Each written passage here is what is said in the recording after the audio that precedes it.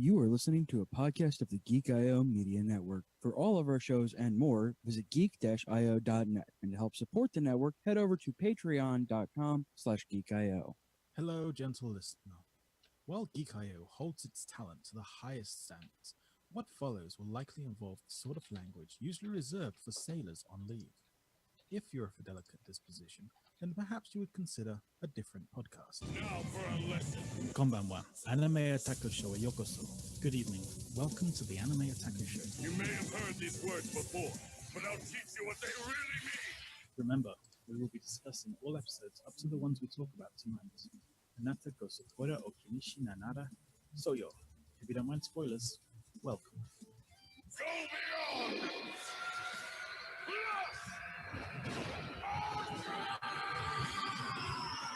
Yes, indeed. Good evening, everybody, and welcome to the Anime Otaku Show, episode number 11. I'm CJ, crawling out of bed with a loaf of bread, but joining me tonight, of course, is Josh, Child Fever McGrath. Okay, now that just sounds really wrong. Carrie, a fairy with a brain Wilcox. Biggie. Delbert, Grand Crevice Sand. Who's muted? No, Delbert, say I just bowed. That's not work. Does not work well We're on a in audio primarily audio format. functioning podcast. Shh. Insert bow here. And just in pet mode settings, Carol returns to us tonight. That's me. Hello, friends. He's back doing stuff. Eating baby. I mean, what? What? He's a dingo? You're a dingo? I might be. Sweet. What are we talking about tonight, Justin? Actually, give me 1 second. My Google Docs just. Josh, what are we talking about tonight? Okay, wait. I got it. Okay. Tonight's shows are The Ancient Magus Bride, Season 1's Episode 22, 23, and 24. As You Sow, So Shall You Reap. Nothing Seek, Nothing Found. Live and Let Live. Darling in the FRANXX, Season 1, Episode 10 and 11. The City of Eternity, and Partner Shuffle. And How to Keep a Mummy, Season 1, Episodes 10 and 11. A Surprise from Afar, and I Want to Be With You Forever and Ever. Also, we're going to wrap up Dragon Ball Super discussions on the second half of the show. So, going to be talking about episode 129 through 131 of Dragon And Ball. Riding on Some Shooting Stars. Yes.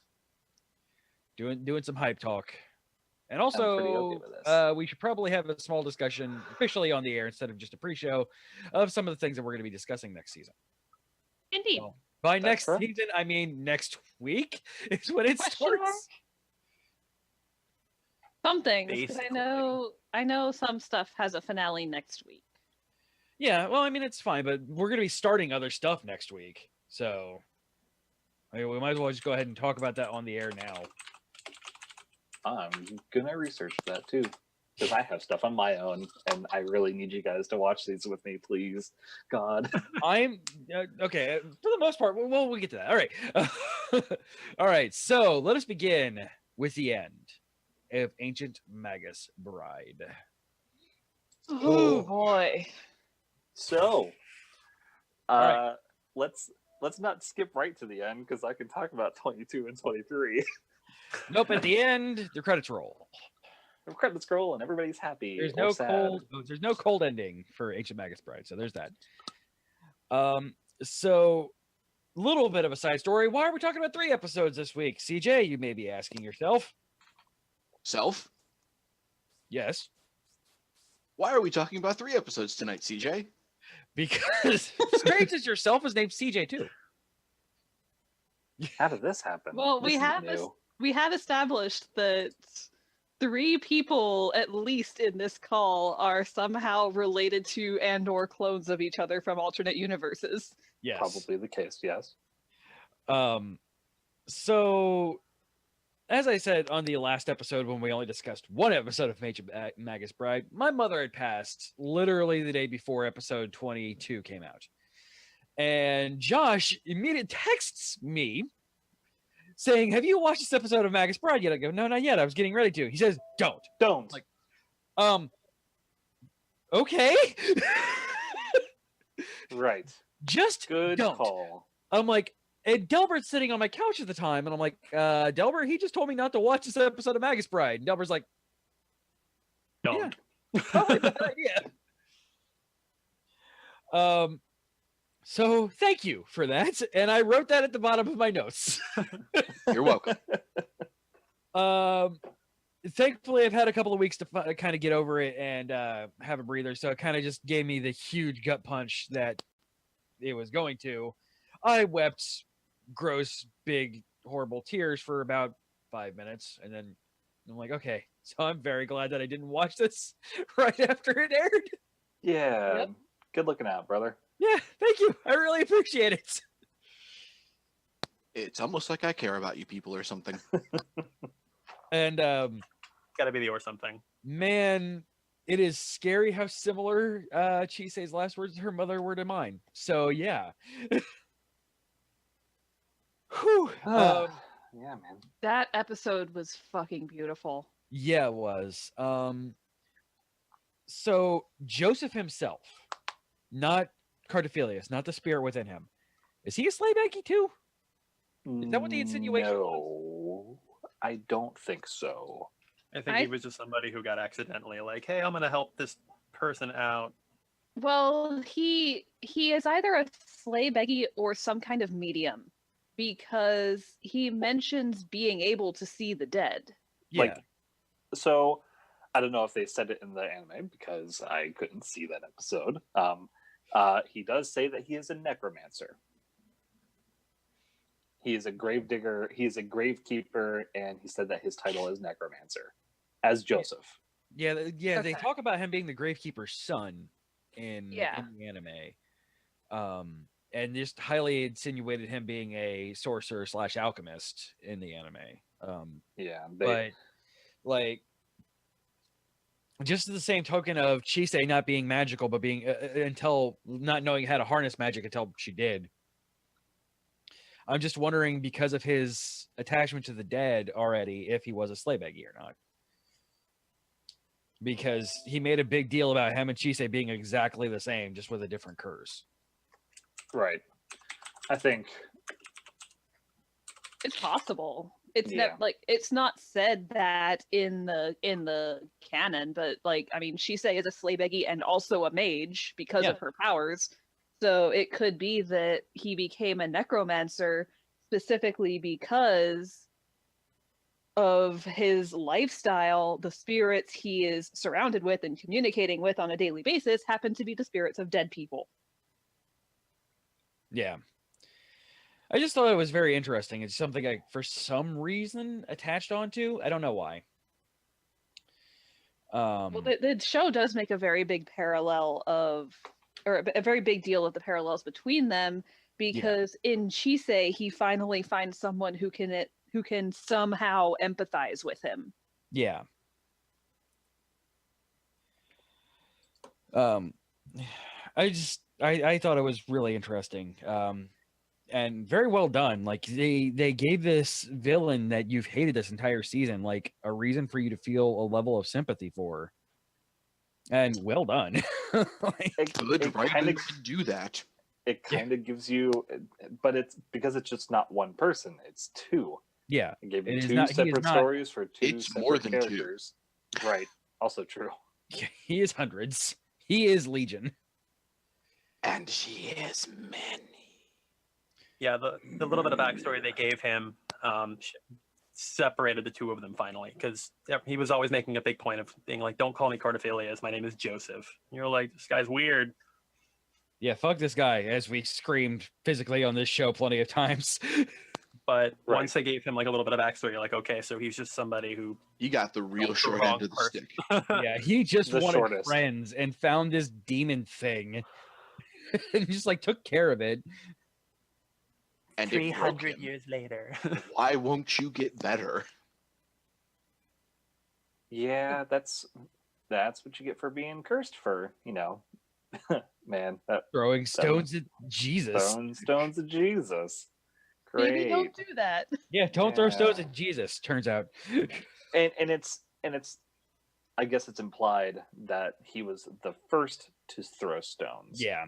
Which is why he's like, why is it me? It's like, man, it's because you were first. Yep.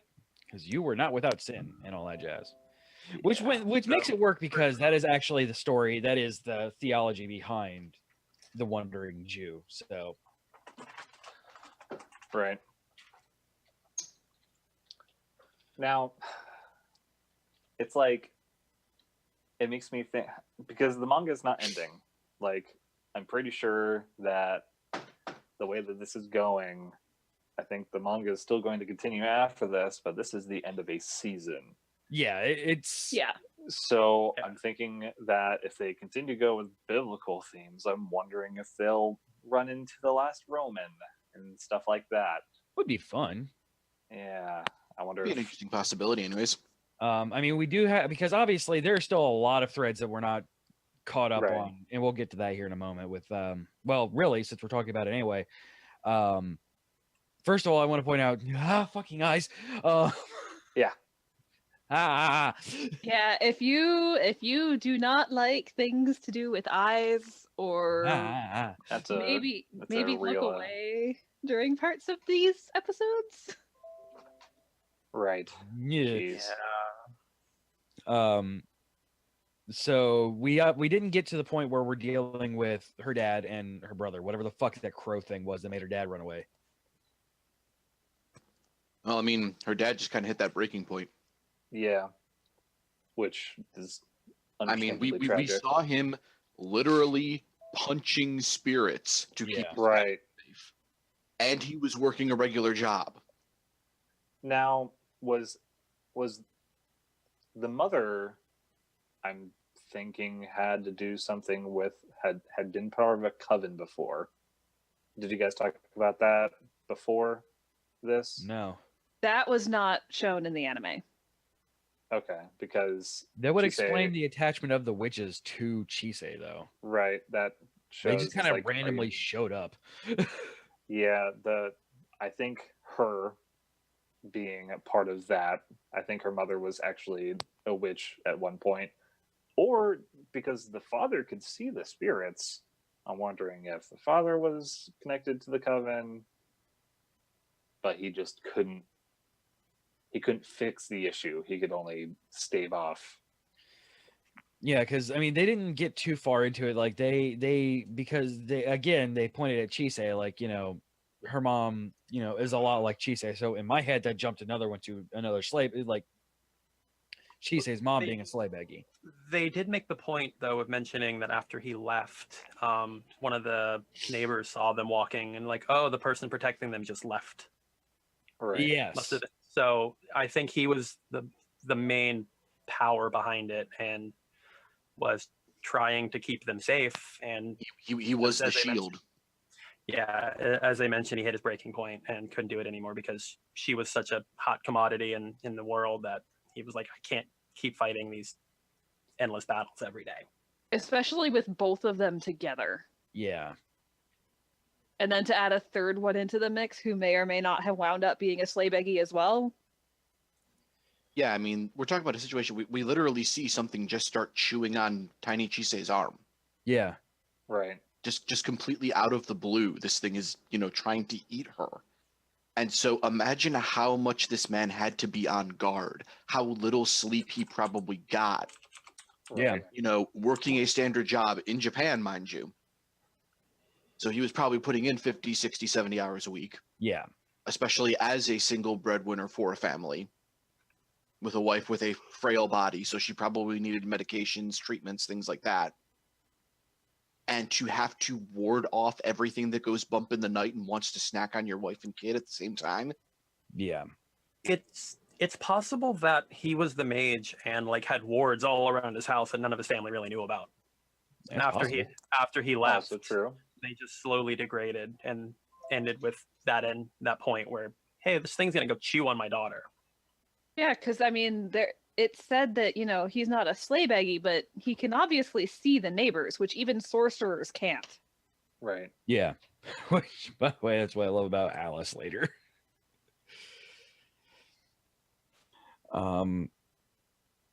I do like how they gave her mom a like proper like they detailed that story and didn't just keep her being a villain like figure. Yeah.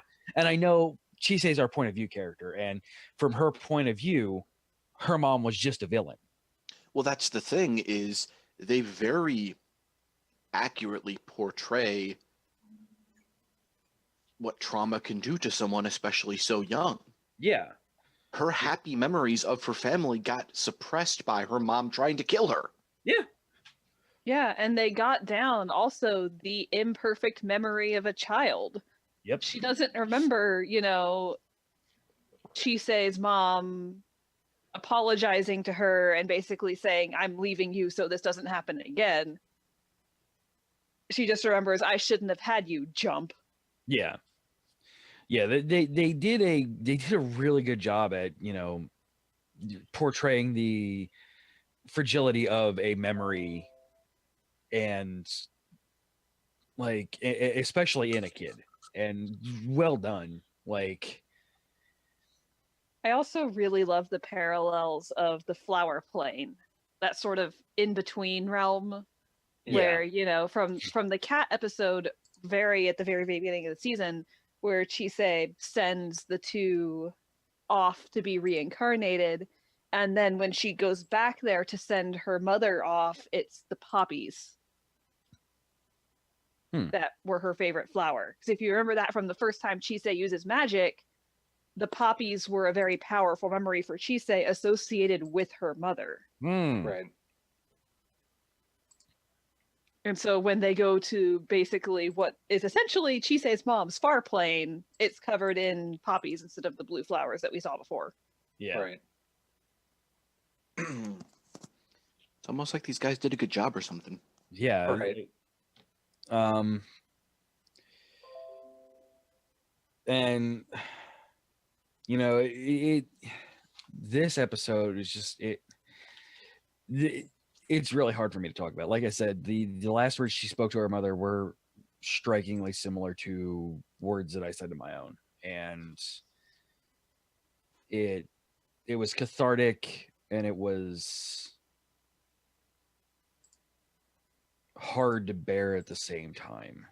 Like, it was reassuring seeing this on this fictional medium, but also it was obviously hard to stare in a mirror, especially when your mirror is a pretty 15-year-old redheaded girl. Hey, she's 16 now. A year has passed. Yeah, true. Right.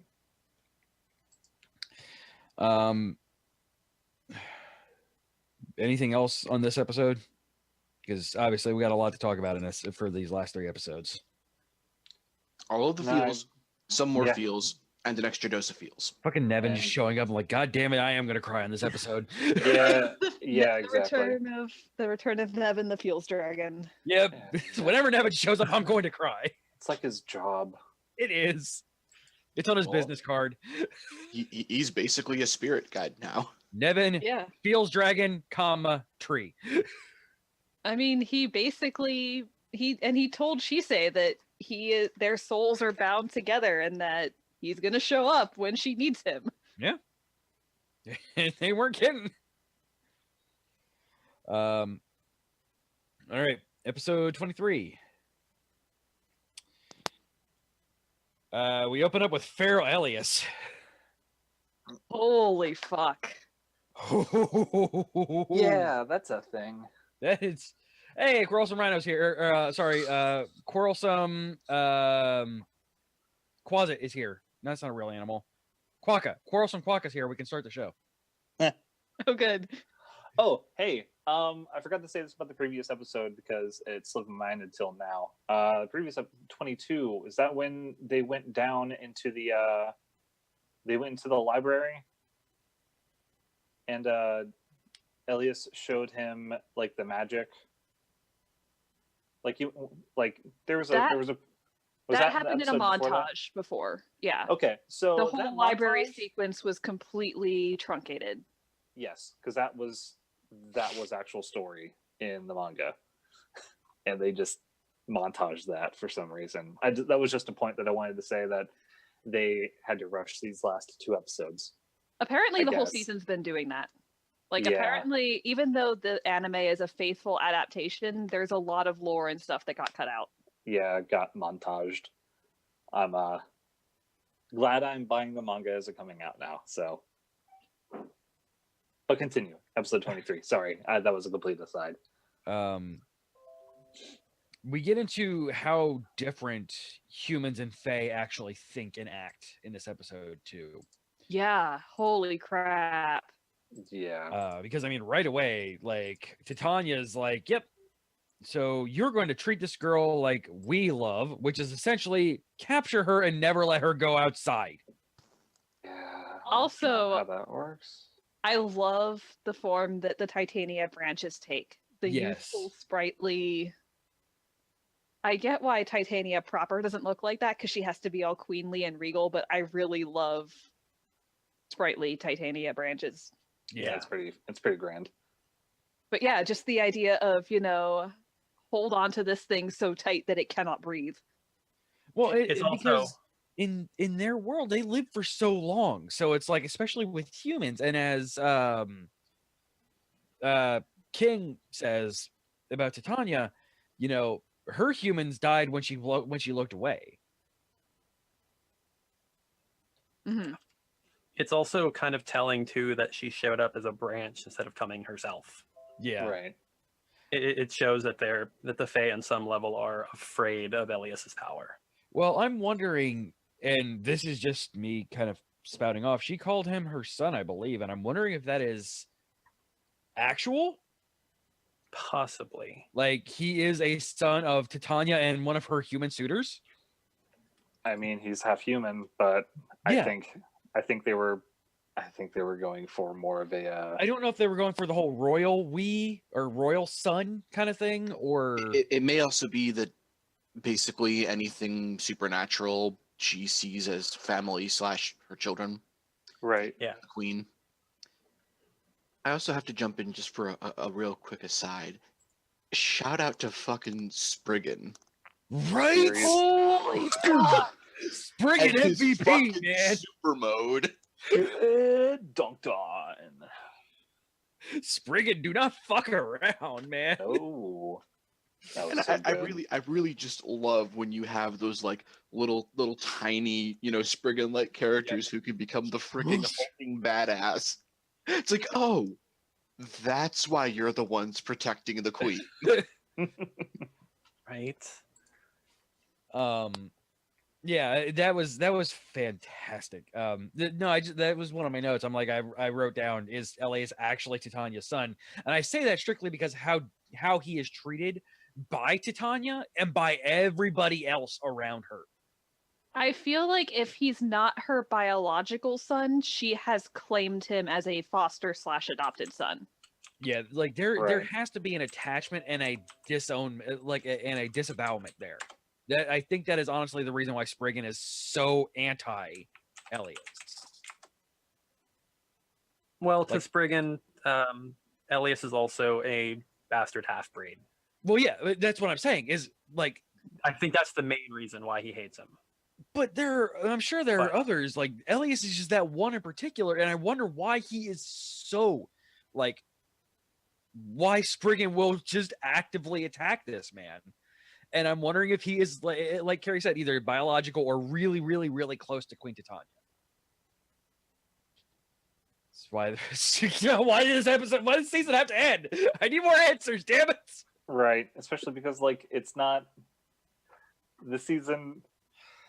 There's going to be more manga because it basically had an anime original ending, unless they decide to go into something that I wanted to talk about in a couple of minutes, kind of thing. We're kind of stuck with this, even though a lot of Kinda people said giving- the ending giving is super questions. fantastic. And I love the fact that these questions are there to be asked. Right. Like, it makes me so happy that this anime is one that we. Thank you, Carrie, for getting me into this. You're really welcome. good. And like that it is one that we It's just an want to experience. ask these questions for and get more information on.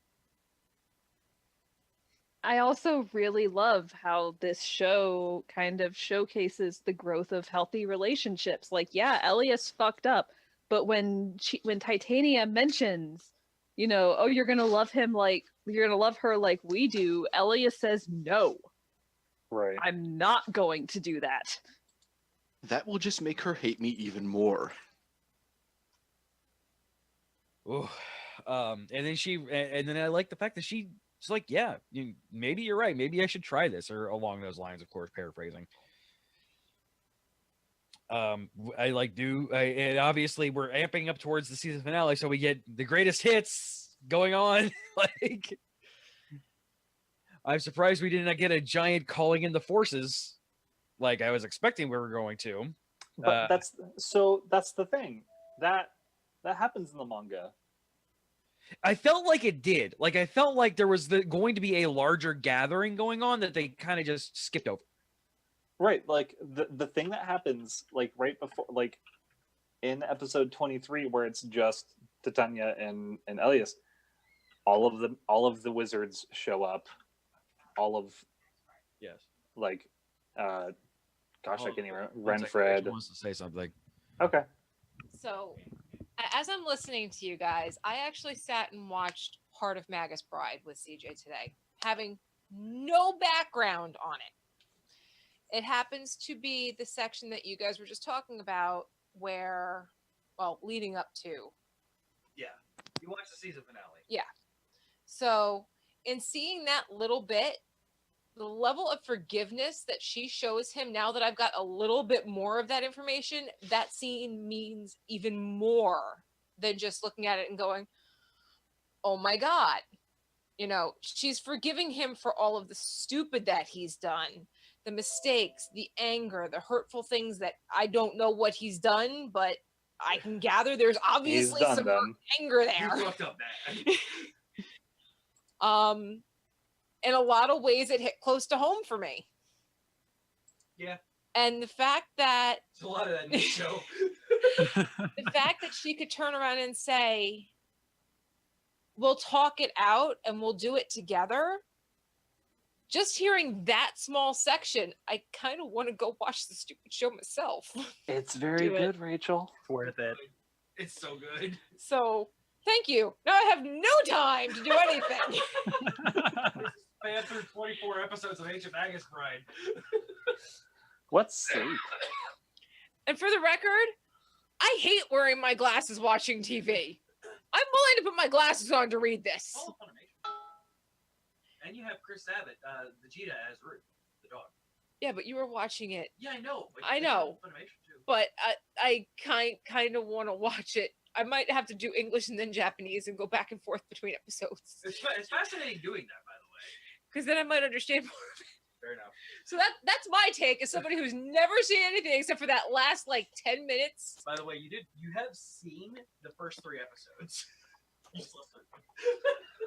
Sure, I watched them by osmosis. We'll go with that. You breathe. Bye guys. Love you, Rachel. Sorry. No problem. Jumping on from what she covered on, she was able to forgive Elias there because she had already faced the big demon in her life, which was her mom. So being able to immediately fight that demon, jumping into the current one. Turns out the big bad in this was her own demons. Like, and that's insane, you guys. That's a running theme for the show because the same thing is true for Cardaphilus. The same thing is true for Elias. Yeah. They are all Absolutely. sides of that. They all have that same aspect that their own demons are their own worst enemy. Sound familiar? Yeah. Fuck this show. Why do And I by that we mean please make more. Oh yeah, no, they're Fuck absolutely it long, fuck it hard, and fuck it passionately. right. I do want to point out that man, Ox got a lot more feminine since Junie Tyson. Good for him for coming out as trans. Sorry, I wrote that note down because I watched this show in kind of a cold-based fever dream. So I'm trying to remember who you're talking about. when the witch turns into the ox to transport. Right. Oh, okay. Okay. Joseph. Okay. Yeah. That was awesome, by the way. Where I she, wrote down Ox got a lot more feminine, says Judy Tyson. Good job on coming out finally. I just love how she shows up because of reasons. Yeah, pretty much. Like that, there was that conversation of you Yeah, got he was involved. You got involved. You need to fucking fix this. And so she shows up and she says like, "Quick, I need to go that way." Okay. That away. All right, now I'm a bull because reasons. Charge.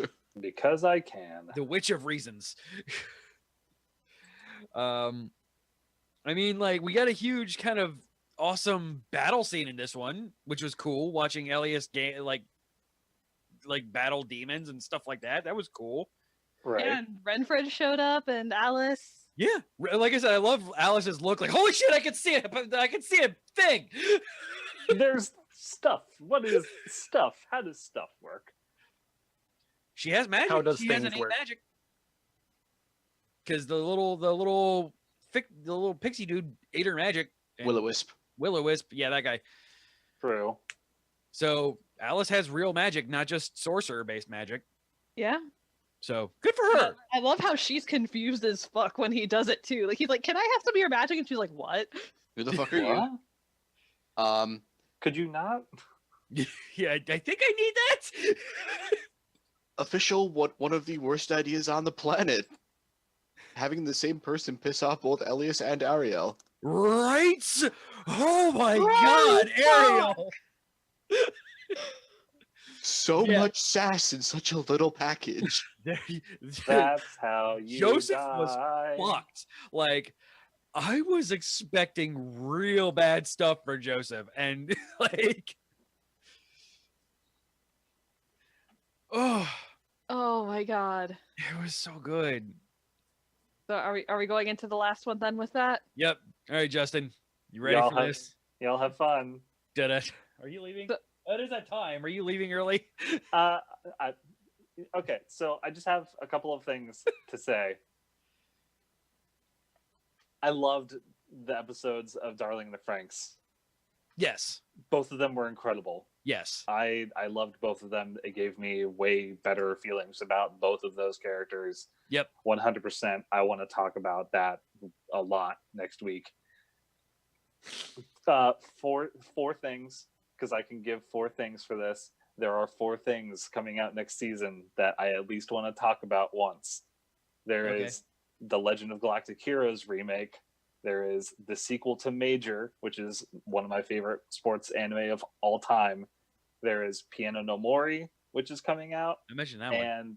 and is Hard to Find Love as an Otaku are my 4 shows that I really would love to talk about.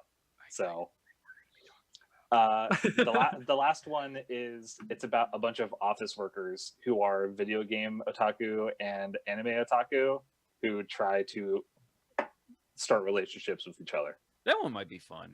It's fluffy and completely relatable to every single one of us. That might be our comfy show this season.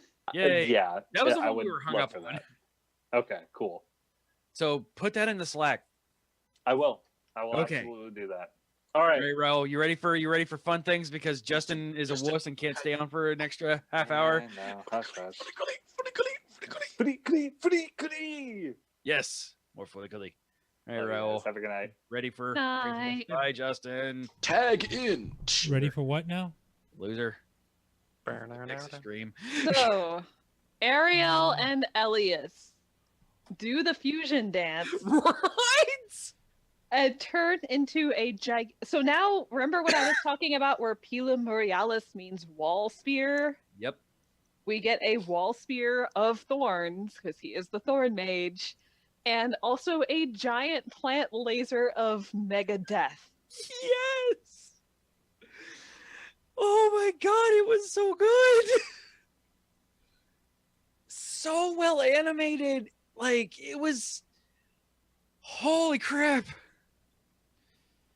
Also, good job on this show of like taking the bad guy conflict and not Dragon Ball Supering it out.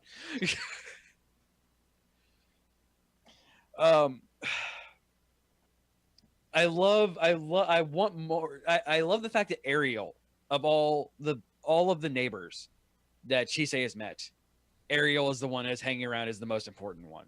Well, I mean, she was technically the first one that she really connected with in the series. Yeah. Ariel was the one who tried to drag her off to the land of the Fae in the first place. Yeah. We even get that, none of this would have happened if you had just come with me. I honestly think like it would have been like the connection level. I would have thought if it was any of the neighbors, it would have been the vampire girl. Like I love that it was Ariel, but like if you're talking just straight connection. Indeed. Though, like honestly, especially the past couple episodes, like they showed a lot of character growth out of Ariel. Yeah. Oh yeah. That's why I'm like, I'm cool. I love it. Like, she's fantastic. Thank you for making it her. But like, if you just came to me, like, if any of her friends would be like, any of the neighbors would be considered friends for her, it would have been the vampire. Because they went through some shit together. Yeah. Yeah. Also, Ruth can breathe fire. Yeah. Yeah, who knew? Ruth is Dragon Dog. And Ruth is just the best. I wonder if maybe he got that ability because the dragon isn't Chisei. Oh no! Oh. that's probably the case. He never did that Oh. before. No, he didn't. Like that ability would have been very useful later, like earlier. Like, huh? Yeah, so either he leveled up, was just that pissed off, or Yes. fusion The answer is yes. Yeah. Yes. Exactly. Sorry, And- I had to fix the Twitch stream. I know. And then of course we get the ultimate Chisei solution to any problem, which is trap the villain in a hug that he literally cannot escape until he breaks down onto her shoulder and she can sing him to sleep with her Oh. magical Hug it lullaby. out. Hug it out. Hug it out. Hug it out. Oh my god. It was Talk just about- like, it's okay. It's like Chisei Goodwill is Hunting, the isn't it? bard. It's Goodwill Hunting. It's okay. It's Well, okay. It's the ultimate victory because they don't, they don't kill him in the end. Like a lot of typical shonen anime would be, oh, you killed the unkillable and now he's gone. No, she empathizes with him and lets him finally sleep. Oh, Yeah, because he gets real angry when she tries to put him to sleep and saying, this doesn't work on me. None of this works on me. And like, Joseph just wants to die. Like, he just wants to end and he can't. oh. So, like, Can we just say that Ash and I just got like wrecked? fuck Ash and I. Like, I mean, he's obviously okay. Well, yeah, he's Yeah. he's okay, but I mean, they just like, Yeah, he got owned. oh yeah. Also, can we talk about Chisei's reaction when he mentions that he was basically explains that he was the one who took Stella to Joseph? Oh yes. I thought she was going to tear him limb from limb. Yeah, like you obviously like Chisei is not one to be fucked around with, and I'm just surprised like she was just like, yeah, let Ruth and Elias Ariel combo just have their way with Ash and I. Like, I'm gonna take care of this problem. You guys deal with that because I'm gonna And- fuck him up if I touch him. what I love is that Chisei's like, okay, you guys are helping me, but you still have explaining to Yeah. to Yeah, do. and You're that's- helping, but you're not off the hook. and that again is part of this show's beautiful approach to realistic relationships, where someone can say, I forgive you, but number one, I still have some processing to do, and number two, we still need to talk this out. Yeah. I love you, but we're still dealing with it. Yep. And again, hit a little close to home, as Rachel put.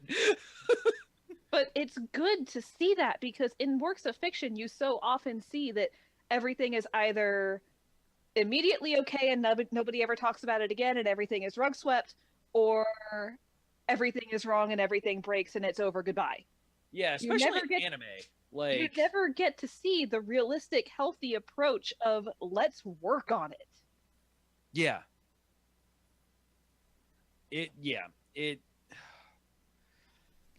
I never thought a show could hit so close to home I mean, Yeah.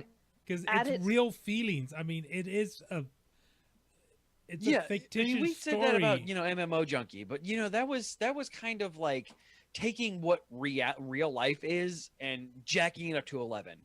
Like, this is actual emotion in this.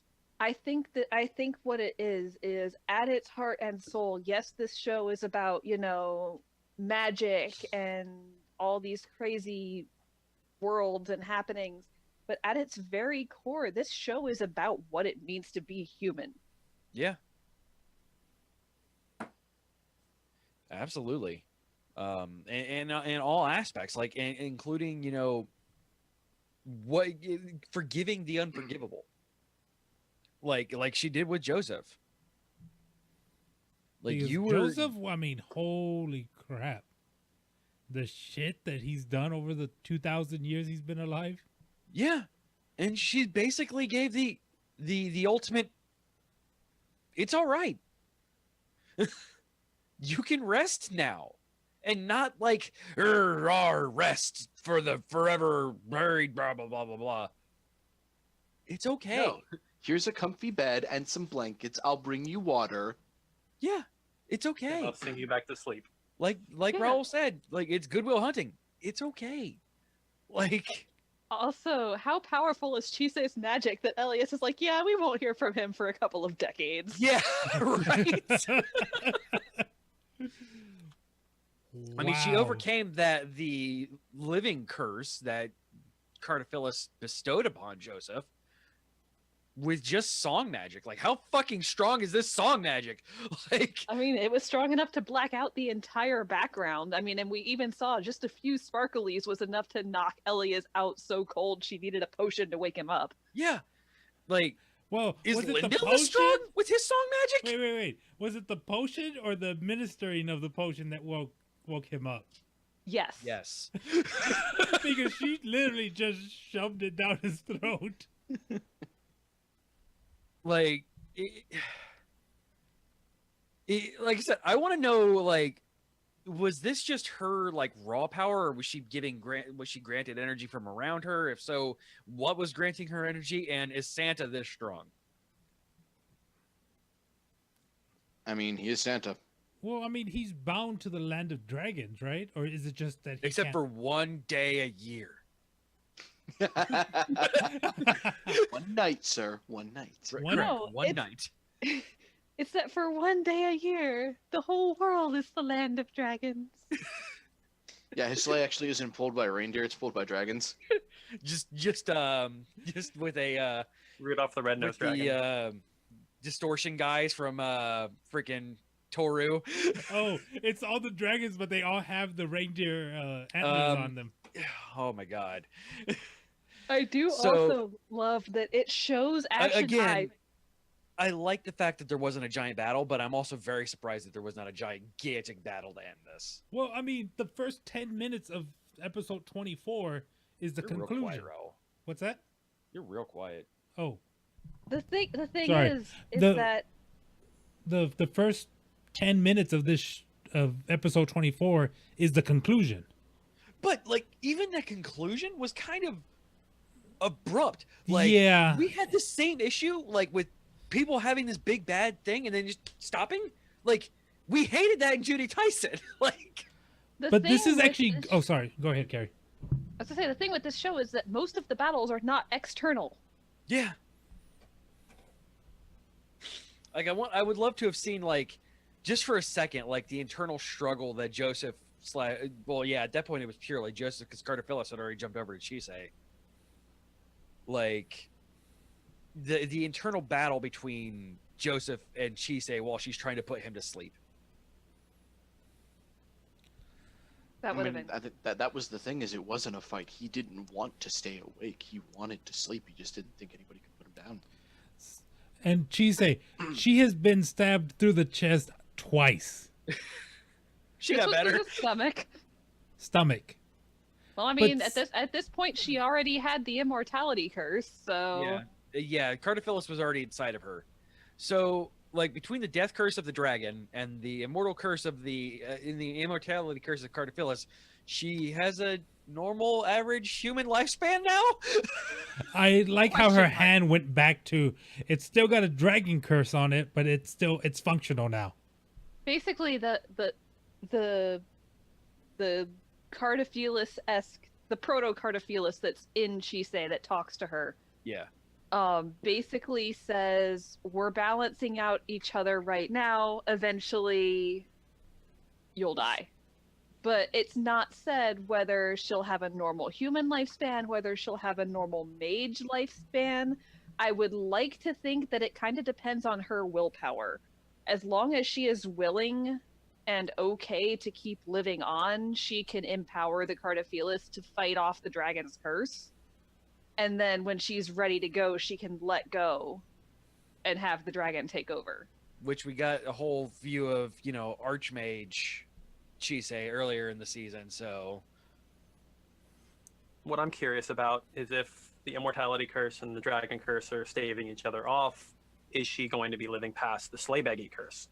Is that part of it? Well, the Because- Sleighbaggy was mostly because they just burn out because they just They're get super weak. draw in and expel magic so quickly and so violently that they eventually just poof. But they've mentioned a few times that there are ways to stop that. But at the same time, like, is that going to work forever, or is That she actually might- still going to burn herself out, regardless of what they do? I think Or right if now the Cardophilus is immortality staving curse it off. stops? Yeah, I think Cardophilus is staving it off right now, and then And the dragon is a huge fountain of magic essentially, so that's I'm guessing that can be used as a vessel as well. Can we talk I about the d- second? Let's go to the second part of this episode. really quick, I Oh. do want to point out, I love how Ash and I comes back and tries to start shit again, and Cardophilus basically hits the snooze, or not Cardophilus, Joseph basically hits the snooze button on him. Yup. Fuck you, I'm going back to sleep. Not So- now, I'm just super Mom. I'm curious. tired. So he's been awake for the past 2,000 years. Yeah, he has been awake non-stop. And that was the thing with Cardophilus, like the actual Ash and Cardophilus that he found. Like it was assumed that they'd been alive for as long as they were alive. Or awake as long as they've been alive. No rest for the wicked. Yeah. Right. I just want to know what Ash and I's main goal is, aside from causing chaos. I think that's just it. Is he is an agent of change. He mentioned as much in one of the earlier episodes, is that the only thing that interests him is seeing how things get stirred up. Yeah, the episode where he kidnaps Stella's brother. Hmm. Yeah, he's the Orochimaru. A stopped windmill isn't worth watching. Yeah. Which He- is he is- great, but you can't have that. And I'm glad that that wasn't your primary antagonist because that doesn't work. Like No, but- your discord cause chaos isn't necessarily evil. No, it's not. So It's just, but I do like that we have basically a personification of entropy in a Yeah. show about the forces of nature, because entropy is necessary part of the universe, and that the things that this entropy entity, try saying that 3 times fast, is doing are creating an antagonistic influence on the narrative. Yep. You can't you couldn't have Orochimaru be the main antagonist of Naruto because it just wouldn't work, because eventually that chaos is just going to get too chaotic and it's not going to be good. That's not a compelling narrative. And this show is definitely about a compelling narrative. Yeah, it is. So, yeah, that was 10 minutes of the show, by the way. What we just discussed was 10 minutes of this episode. Yeah, talk about efficient storytelling, because they do so much, not just with things that are being said and done on screen, but the way stuff is animated, with colors, with imagery, with emotion, with the raw voice acting. Yeah. Music. Oh my god, the music. I really want to actually kind of go back because the dub, other than me being very confused at alchemist and sorcerer, the dub does so well for this show. I am genuinely excited for next week when this hits the dub. I need to see this episode in dubbed because it is amazing. Like, I know, Josh, you're not big on dubs, but they put the same amount of love and effort into the dub as they do the sub. Who's doing the dub? Funimation. Oh, okay. It's not that I hate dubs per se. Like, it's the dub has to be done right is the issue, because a lot of the times you'll get dub situations like just off the cuff example, the donuts in Pokemon. Yeah. I think that was just a 4Kids dumbness, though. Like, you do have to right, but that's what I'm saying is a lot of dubs get handled very poorly. They do everything they can to remove some not of as much anymore. Not as much anymore, but like the longest time that was the case. It was they would try and erase as much of the Japan from the show as possible. And we had that discussion in Discord, geek-io.net/Discord, when we brought that up, is the fact that you and I grew up on bad 4Kids dubs. Like, the Ocean dub of Dragon Ball Z is infamous because of its badness. Like, but Super on a dub is handled with pride and respect. Like, it's done well. And this show and Ancient Magus Bride does so well. And Chris Sabat as Ruth is just mind-blowing, by the way. It's so good watching him play Ruth. Watching this guy who is always amped, always Vegeta, and always All Might be this toned-down character. And it's actually Chris Sabat's voice and not him being Vegeta or being All Might.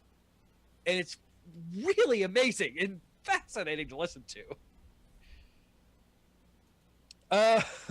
So sorry, I didn't mean for that to jump into a dub versus sub thing, but Ancient Magus Bride is definitely worth a pay attention to in the dub world.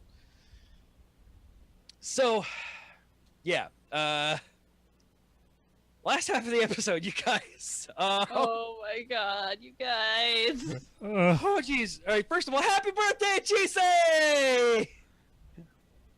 She got a birthday party. She got a birthday party, and it was the sweetest birthday party that this 11-year-old girl could give somebody.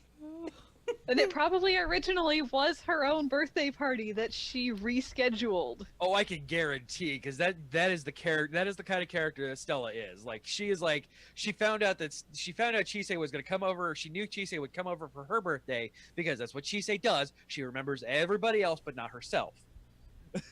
Sounds familiar. Right? Thus be seeing like, oh yeah, wait, there are people in my house. Fuck, it's my birthday. And why are people in my house? And you do see Stella's parents like giving her very proud smiles. Yes, like they are happy of that little girl. I wouldn't imagine. I can't imagine what that feels like. That's another thing that hit home. Just like watching like the pride of this little girl being raised, and I'm like, and then me breaking down in Publix yesterday because of reasons, as I stare over at Delbert. It's so yeah. Chisei gets a present. We don't know what it is. Yeah, I was trying to remember. I mean, did I like space out that I don't remember what the present was? Oh, the present shows up later in the episode. Definitely does. See Angelica again. Yay, Angelica! Why is Chisei blushing so much? And we also get to see that thing Angelica was working on the first episode we met her.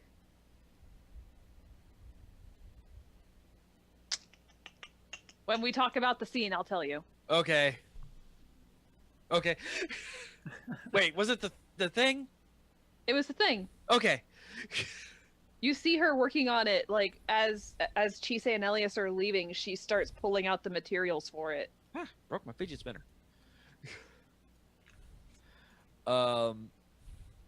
Yeah, and we get that. I'm surprised we didn't get a Lindell. Like, I am honestly surprised we did not get Lindell showing up. We got both dragons are back with Lindell.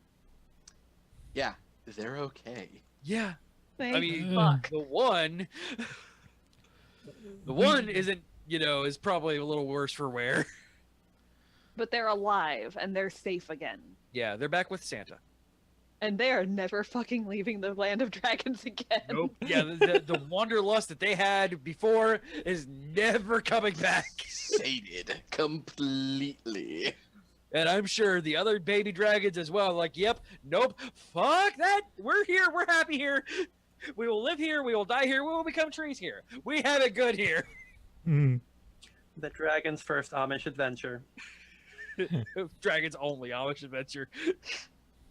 Frickin' Rumspringer went way wrong for those dragons. I'm honestly surprised we didn't at least get especially at the end of the episode, a Lindell, at least a Lindell in a viewing mirror. Lindell in a bottle. Yeah. No. We didn't get Lindell in a red suit. We're gonna get something from him in the visual event that happens in like a week or two. Oh yeah. That's Oh, the thing. when Chisei leaves the house, don't do anything dangerous. If I'm in trouble, run away. Yeah, like, she's like, yes, fine, I understand. Sits down with Simon. That was what we talked about. Also, Suki. Oh, she's happy that they're back together. She's so happy. Her family is back home where they belong. Yes. Oh, Well, I mean, The thanks best to part. Silky, we know what happens to house spirits like her Yeah. if the family breaks apart, or does the natural thing and eventually dies and dissolves. I loved when when after she woke up, she was talking to Elias on the bed, and he's just like, "I'm sorry." Yep. Yep. Yeah, I know. Sorry. Them fighting like a married couple is the best thing. Yes. But you did it wrong too. I know, but we said we would work on this, but you did it wrong too. Yeah, she wakes up and he immediately goes into Chibi Elias mode, which is Like, the okay, best thing. okay. I'm glad we're going into that part. Thank you. Like, you can always tell like when shit's about to get real, but also when shit's about like when it's real, like levity based, and they use the exaggerated chibi stuff very well in this. yeah. Definitely lightened down They very don't quickly. overuse it. Yeah. It's great. And then we pan. Silky gives Elias his formal garments and shoos him out the house. that's when you know something's up. Yeah, when the formal garments come out and Silky's just like, you need to go. Go this way. Oh man, the animation on her wedding dress was just awe-inspiring. We finally get the ancient Magus bride. Yeah. And the veil too. Yes. How she comes down, the veil comes down over it. Well, that was some neighbors. Yeah, You that was could hear them was the giggling neighbors. on the That was wind. Ariel That and was her- Ariel and her friends. You heard that with the giggling afterwards. And Elias's reaction. Is this what beautiful is? I Oh. about lost my shit when he said that. Like, oh man. He said he makes everybody play cards because humanity on my birthday. Yes. I don't remember my actual birthday is. I love how we're all quiet because, like, I mean, It there's no words to describe this part of the anime. We were all just busy squeeing. yeah, absolutely. It was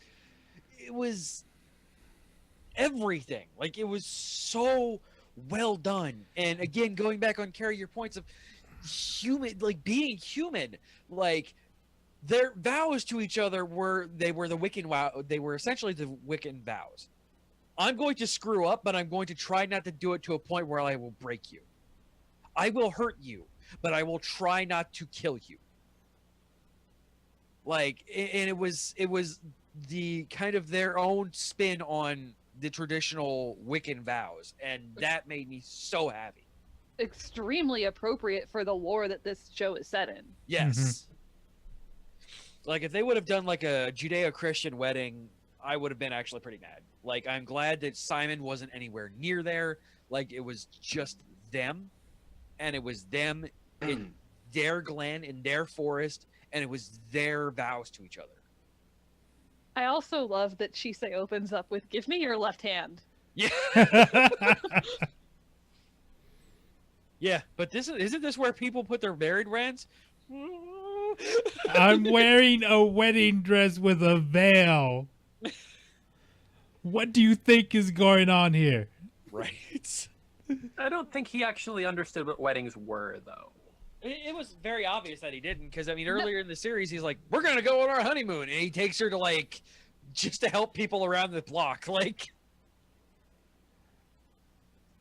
Well, what a hell of a honeymoon. You help the king of the cats. You go to the land of dragons. What was the other one? And then get kidnapped by a dragon, because that's how things work. Oh, man. So, yeah, the... Eventually it clicks for him, though. Yeah. Right. The gift from Stella was the dress, by the way, Raul. Oh, okay. Yeah, because Elias is like, "Where the fuck did you get all this?" Oh, I thought the dress was from Angelica.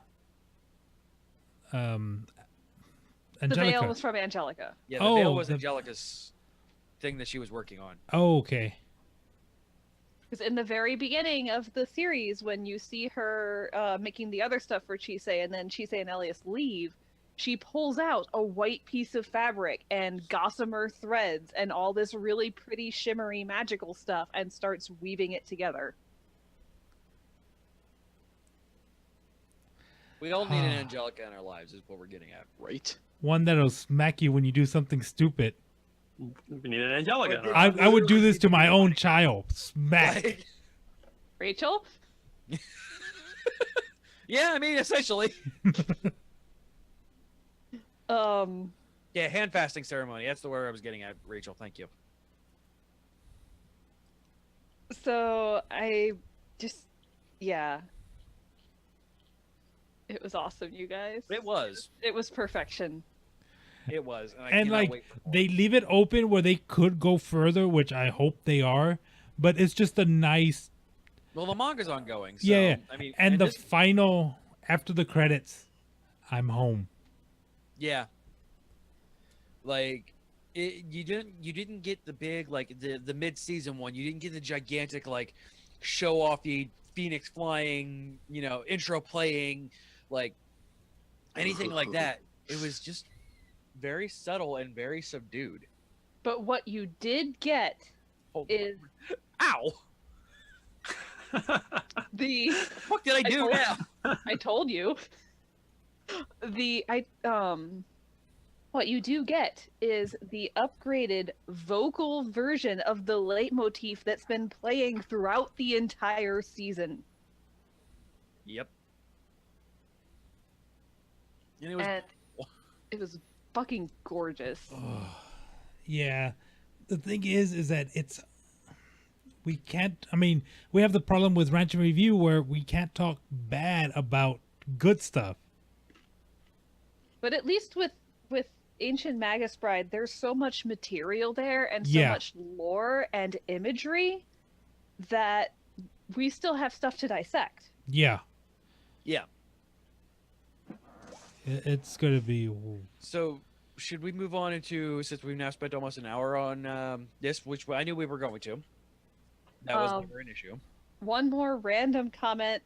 I'm with Oberon now. I want to see what their kids are going to be like. That's all I wanted to say there. Right?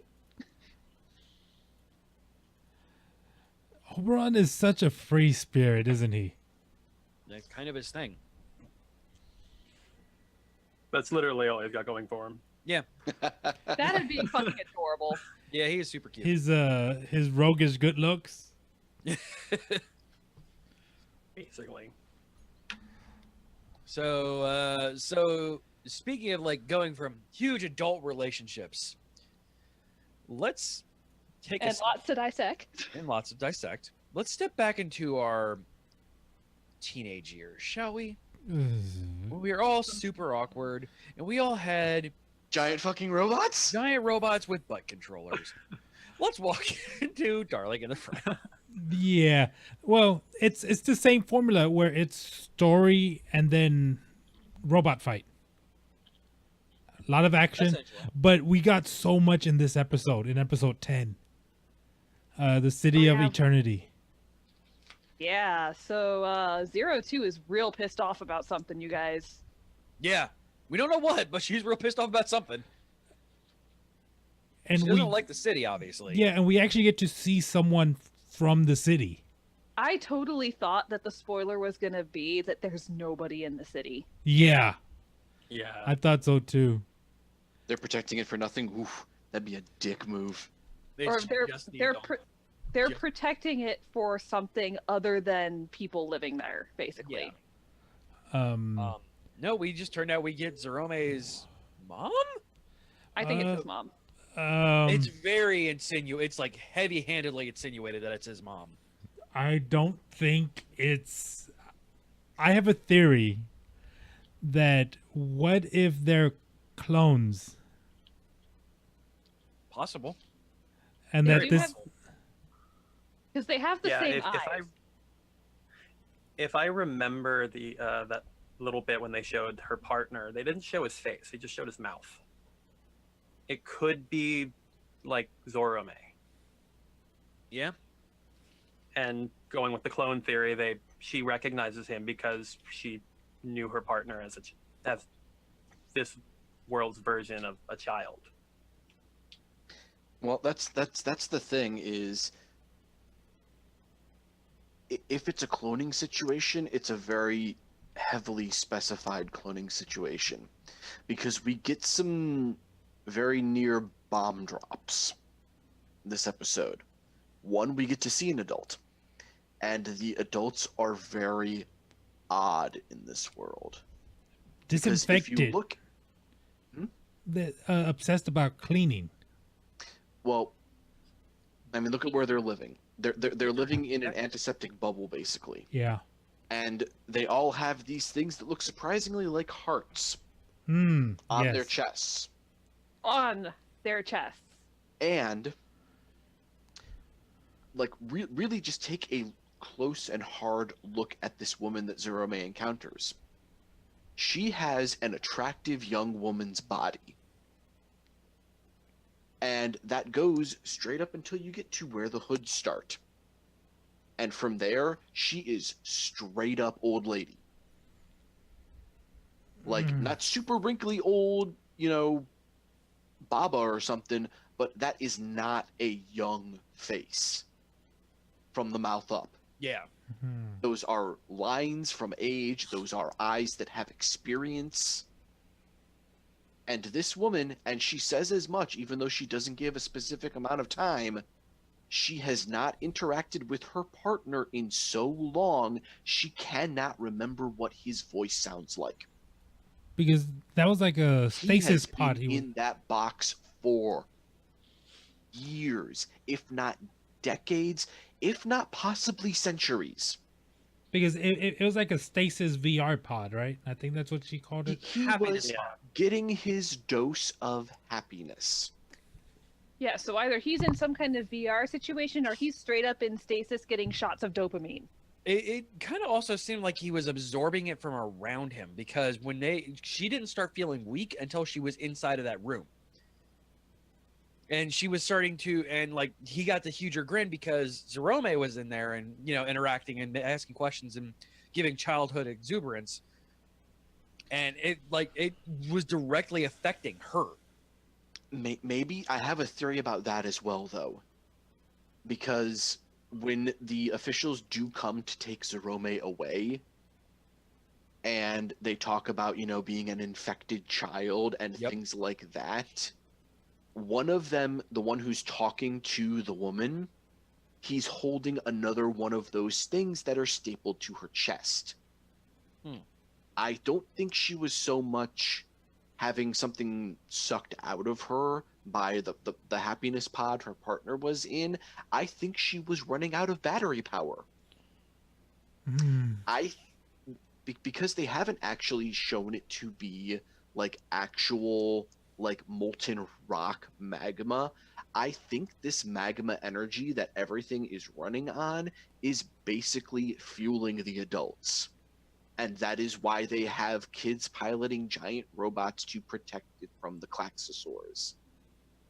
I do not believe, especially now after this particular episode, and especially after the episode that comes after it and the info bombs we get in that one, I don't think the children and the adults are the same species anymore. Oh, I can almost guarantee that they're not. Yeah, there's no way. Because, and I went off on a bit of a tangent, but the thing that she very nearly says right before the authorities show up to take Zarome away, he stumbles asking if they can be family and switches to asking if they can be friends. When he becomes an adult and moves into the city, she almost says, "You aren't going to." Yeah. These kids piloting these giant robots have some kind of hard cap installed in their genetics. They do not get to age past a certain point, and either they will get stuck there or they will die. And I'm wondering if that's what 02 is pissed off about, because she has honest feelings towards Hiro. And she may know this because, as we see at the end of this episode, she's becoming more Klaxosaur. Yep, fangs. Yep, she got fangs now. That obviously has something to do with the tests Sanano was talking about earlier in the episode. Yep. Yeah, that she skipped. She said she feels weird after them. It's probably some kind of stabilizing treatment. Yeah. Which might be why she's going off her rocker a little bit the next episode. Oh boy. Next episode, they don't show what they're doing. They just think that they're pulling out thermal energy. But they called it what? S-planning? S-planning. But 02 hates it. Yeah. Like I've purposely I wanted to get onto the Darling and the FRANXX Reddit, by the way, is a fascinating place. And it's not bad fascinating. It's actually really because it seems to be the sole bastion of people loving this stuff. By the way, we're kind of posted up on that Reddit every so often. Nice. That's awesome. And I didn't do it. I was just looking around. I'm like, wait a second, my show's on this. What the fuck? I want to see that. I try and find it. After the show. Yeah, I'm not gonna do it right now. But it is Reddit, so it is kind of hard to find anything that you're not actively following. Because Reddit apparently doesn't know how to fucking do search engines, but whatever. We fucking Trigger, man. This episode felt like one of the more Trigger-esque episodes of the entire thing. Because we're starting to get the maturity of the writing team after writing a thing like Kisniver, which is just a fucking mindfuck. In the best way possible. Yes. Oh, yeah. So we're getting that level. We're not even really getting the Kill la Kill level of Trigger. It's obvious that this writing team and this staff has grown up. I'm not saying Kill la Kill was bad in any way, shape, or form. No, it's they're different styles. Yeah, and I love the absurdity of it. But this feels like a proper spiritual sequel to what Kisniver was. Absolutely. It's And I think that might have been the reason why the beach episode still for some reason just didn't stick with me. It felt too Kill la Kill for me, and I've gotten to a point where I'm accepting this show as more of a Kisniver level. Yeah, I mean, it's basically like Gurren Lagann and Kill la Kill with the maturity of Kisniver. Yes, absolutely. And by the way, if our panel gets approved, we might be able to talk about that more. It's a very fascinating thing, and like not a lot, like so much happened in the City of Eternity, but like being the plot episode between the two, like the official giving them their awards, like just bypasses the handshake, right? basically, yeah, like Yeah, it's so like- because they're infected. The yeah, kids are and infected. like the kids, was it this episode or the previous episode that they got the gifts from father? Previous episode, Yeah. Okay. because Hiro gives 02 the mirror that they find, which is the mirror that she's using to look at her fangs in the end of the previous episode. Okay. Yeah, and like they have no idea what an award is, right? No, this is something solely unique to them. Because Yeah, and even the adults are like, this is something that I read helps people.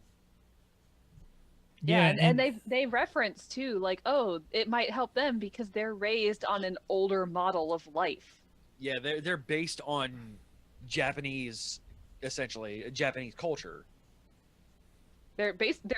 What they're based on is ancient, quote Yeah. unquote, Ow. ancient Japanese culture, and Hold it, hold it. apparently going back to this is a revolutionary concept. Yeah. Yeah, so the next episode, which is partner swap, partner shuffle. Partner shuffle. So wait a second, hold on. First of all, I did make a note on episode 10 of Darling and FRANXX. Fairly sure Darling got this cold open cross with Black Clover. I don't like it. So much screaming. Zorome just amped up to 11 is really annoying. That's why we only get little bits of him. Yeah, At unlike least- basing an entire fucking series around him. At least Zorome doesn't gargle when he screams, and he also has other volumes. Yeah. So I'm Right. saying, like, I just wrote down in the cold open. I think the show got crossed with Black Clover somewhere. Just for a split second. Yeah, just for like the 2 minutes of the cold open. I really love Zorome now, though. Like, as much as at first he was, the stupid little shit that I loved to hate, now he's the lovable, immature idiot. Yeah, and so is I mean, they work well together. Like they said, he's the only one who can deal with her. Oh, I ship those two hard.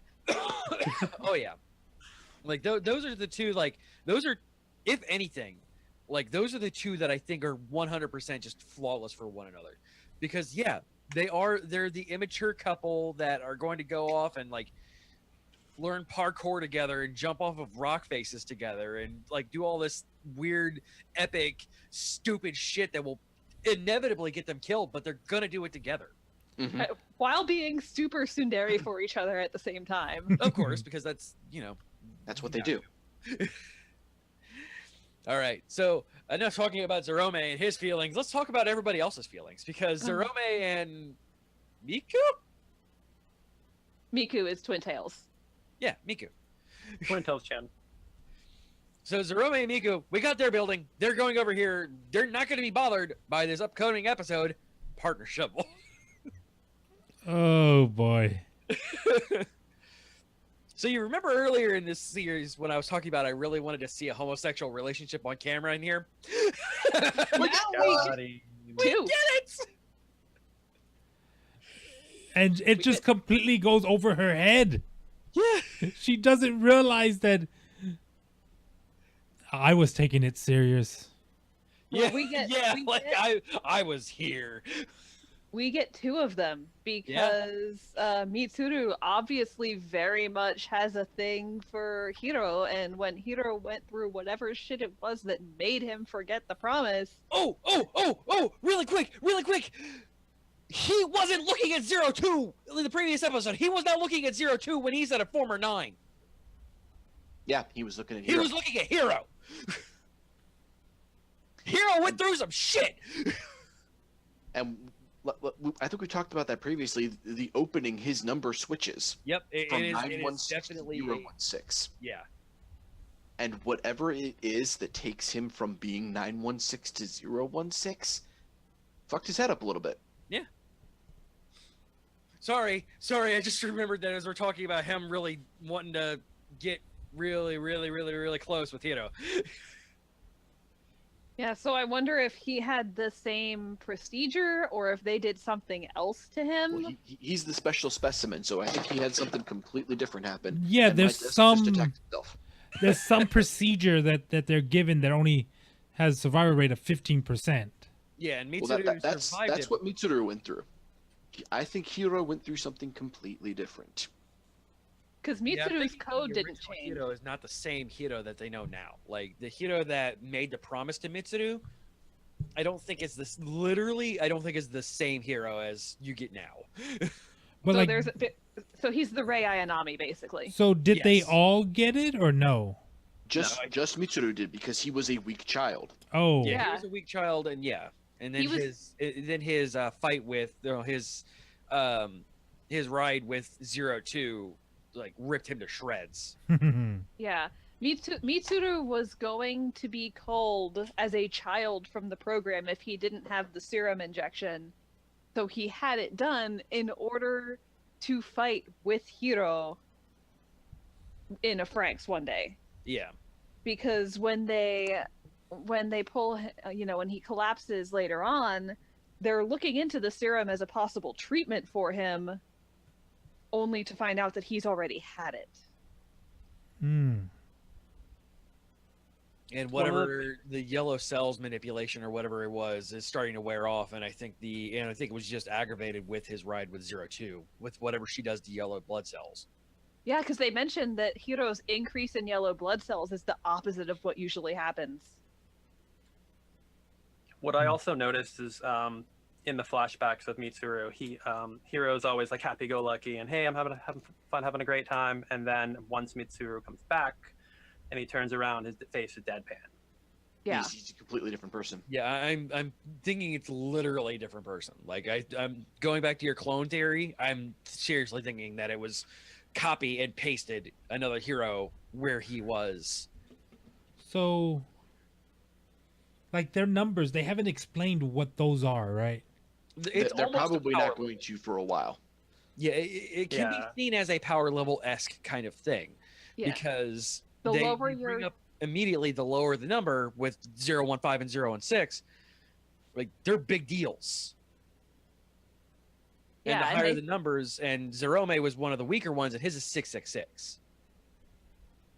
And it's mentioned that they didn't think any single digit codes like 02 even existed. Hmm. Wait, is I just noticed something, or I'm remembering. The FRANXX don't have numbers. The only one that has a number is 02s. Let's see it. Yeah, Sterilizia. it's 000. Correct. None of the other ones have any numbers Or is identified. 02 in her purest form code 000? And whatever they're doing to her to make her more human is turning her into 002. Yeah.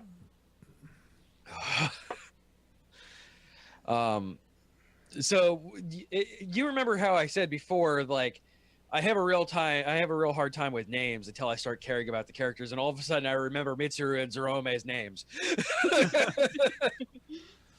I really love when you get character development for the characters that you absolutely hate from the get-go. Oh, Yeah.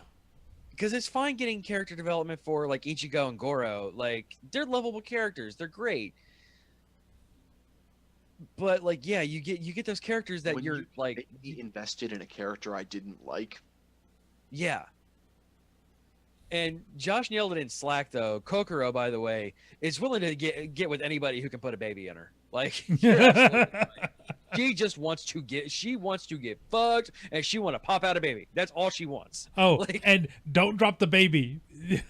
Yeah. when she gets scared, it's like goes flying. It's like no. Yeah, she's absolutely wanting to be not a mother to the group, but a mother. Like, Well, and that, like, she was always a very nurturing type, but once she found that book that showed what actually used to happen, yeah, it basically, triggered something in her. yeah. And I like how she barks to Mitsuru, who is clearly homosexual.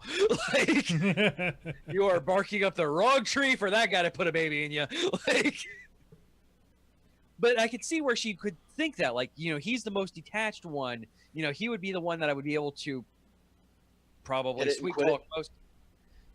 Yeah, he's the one I could. He's the one I could convince to do these things in this book with me. Because he jumped into the cockpit with 02 without a moment's notice, so he's headstrong. He's willing to do these things without a second thought, not realizing that when he jumped in the cockpit with 02, it was because I could be as strong as 02. I could pilot with Hero. Like, Yeah. it wasn't a show off that I'm as strong as Hero. I'm a better pilot than Hero. It was I'm as good as 02. Like, Notice me, senpai. Yes. And It's literally notice me, senpai. it is, yes. in the case of, you know, Mitsuru definitely not going to be willing to do what Kokoro wants him to do. We mentioned before about Mitsuru and what's her face being the couple that are in it for the kids. Now, or staying together for the kids. Now Yeah. we know that they are Glasses change. yeah, they are the homosexual people who are forced into a heterosexual relationship because heteronormative society standards. Yep. And I can't wait for that to explode. And I'm so happy that Trigger is, and it does not surprise me whatsoever that Trigger is the one who is going to push this. Like, it honestly surprises me that this is an A1 attached project at this point. Like, A1, who, yes, is pretty much the biggest anime company in Japan, but they also put out the safest anime. Like, You don't partner with Trigger to play it safe. yeah, admittedly, but I So- would love to see the board meeting of the A1 executives. Like, Are you sure you want to work with those guys? yeah, you know they're the ones with the talking alien clothes and like the weird things. Oh and- no! Oh, they did this anime. They show him Little Witch Academia. This is the kind of stuff this is their last stuff. that executive is now laughing his ass off while he's being carted off to jail, like, for lying to his boss So- or whatever the hell happens in weird Japanese business culture. So the two females could not get it to move, but Because Ichigo is not into it. She Ichigo is very, very emphatically straight yeah. for one specific No, person. no. You don't understand. Ichiro is heterosexual. And then but they were able to Wait But for the she- delay. the two boys were able to get the FRANXX to move, weren't they? No, No, they there didn't. weren't two boys. There It weren't. was yeah. Mitsuru and Kokoro that were able to get the FRANXX to move. And then Oh, okay. No, because Mitsuru wanted to get in the cockpit with Hiro. Which, by the way, which position does he want to be in? I think it's obvious that he wants to be piloted by Hiro. Is the bottom. Yeah. Like, it is very obvious because, again, I honestly he idolized him from being a little kid. Yeah. Yeah, I honestly don't believe that. Like, he would. I honestly think that's the reason why he jumped into the cockpit with 02 is because I want to be where she is. I want to sit. Like, I want to experience this. But yeah. Which, by the way, going into that part of the episode, can we talk about some real interesting shit for a second? When Kokoro tries to solo move Janista, Stampede start getting mode. stampede mode. The fuck was that? They never spoke about it before. I always thought Stampede mode was strictly for Streltzia. Yeah, apparently not. Apparently it But is apparently any. it's built in any of them. Apparently it's any Stamen who needs to participate by herself. Like, Pistol. Pistol, rather. Sorry, Pistol. yeah. This is Well, the thing, though. I don't think it's specifically because of the solo pistol piloting. They mentioned that the negative pulse was going too high, and keep in mind, Strelitzia and 02 came into the series alongside Dr. FRANXX. I think this is something specific to what Dr. FRANXX is going for, and specific to these set of FRANXX. Oh, yeah. Because they are the only individualized ones, as we've been shown Yeah. in the previous episodes. Stampede Yeah, we know mode, they're different. they are very different, and I think probably, arguably, organic. Oh yeah, like, they are the most human especially- elements of this entire show. I especially think now that we've seen Janista start to stampede, which, by the way, that fucking transformation was awesome. Oh, yes. The fact that it's the fucking hat that starts to open up into the mouth, and it's like, oh, that is terrifying and so cool. Right? And like the whole face changes and everything. Oh, it was. But And then they The just jaw stop it. falls They down give over you the the little eyes. taste. They give you the little glimpse. yeah, you don't get to see the whole thing, because then at that point Mitsuru is like, no, we can't do it this way. I hope And it they start doesn't to get turn. that cooperation level. I hope that mode doesn't turn into like, oh, we need to master this mode and we can become stronger. Oh, it'll absolutely get to that, at least for a little bit. And in Trigger Function, it might get to that point where we have to master this mode, and then it won't matter whatsoever. Like, Well, see, that's the thing, is I think we're getting like a nod to Ava. Yes, it felt very Ava.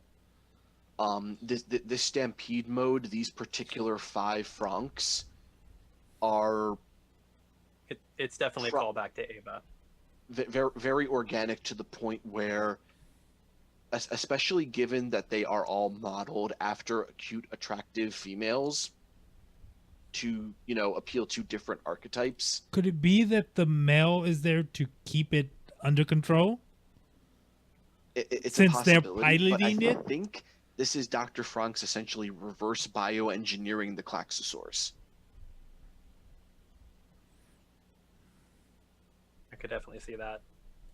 Yeah. Like, especially when you take a look at the way some of the heads-up displays and the meters read out in the FRANXX themselves. yeah. What I think is going on is the FRANXX are essentially Klaxosaurs that are being constricted into a humanoid form by essentially genetic input from the 2 pilots. Because you get a lot of double helix action going on. Yeah, absolutely. And there's a big importance on the whole XY thing. So we're getting more and more layers on this Sunday, and Yeah. I am 100, 300, 500% down. Oh yeah. Yeah, and it shows that like these are very experimental models because they showed what was the name of the other plantation? Was it 26? 13. 13. I thought this was 13. No, yeah, it's Oh, 26. yeah, 26. Yeah, Yeah. it was 26. They were very Please, damn uniform. numbers. They were very uniformed. And like And then- Josh Even pointed pointed out, out. they also looked like nuns. Yeah. Battle nuns. And they just showed a glimpse of what looked like an elite squad or something like that. The 9s. The 9s, yeah. Which they were just there and they just didn't do anything with them. That's where that little shit came from. as, Yeah. as the internet lovingly refers to him as. He doesn't have a name. He is just that little shit. Right. All right. All right. Speaking of adorable little shits, Mm. go ahead and begin talking about our mummy. I love our mummy. Our mummy is so good. This thing is so sweet. It's giving me cavities. I've rewatched this entire thing now, and yes, it should. My entire What are teeth household at is this addicted point? to mummies, by the way, now. You're gonna look to your side, CJ, and you're gonna see your kids wrapped in toilet paper. Well, If one of your Halloween kids already. doesn't want to dress as Mikun for Halloween, oh, yeah. Absolutely, I can definitely see my daughter doing that because I like seriously. She runs, she finishes watching the show and bolts off, and I'm like, okay, that's usual. Comes back, Daddy, I drew a Miku, and I'm like, oh. Oh god. Interestingly enough, it looked exactly like Mikun's drawings. It was too good. Oh my god. So fuck, I don't take notes on Mummy. It's impossible to take notes about this. So we get our Anubis, Oh my gosh. the random Anubis Ion. into the intro. Like That introduction was the best. how Sora's so afraid that it's something that is going to be destructive and hurtful because it has been aside from Mikun. Like all these weird ass things up to a point where his aunt's like, no, this came, I'm going. It seems It looks normal. fine. It seems okay. It seems normal. And then just oh my god, the introduction of the Anubis is just fantastic. Right. And that character, like the character development in these stupid little things is crazy. Like, yeah, this is Anubis. He likes nicknames. He likes foreign television and nicknames. Like, He wanted to see the world, and then they put him in a fucking box. yeah, I get to go travel, and they put me in a box. And I couldn't see a thing. By the way, if Mummy had a dub, which it doesn't, I can absolutely see the Anubis being Chris Sabat, but fully All Might. Like Chris Sabat can't be in everything, CJ. bullshit, he can't. He is. That's like saying Johnny Young Bosch isn't the protagonist in every anime ever existed. That is true. Okay. Voice actors get around, dude. Well, they kind of have to, don't Yeah, they? exactly. They get shit on in this industry, so they have to.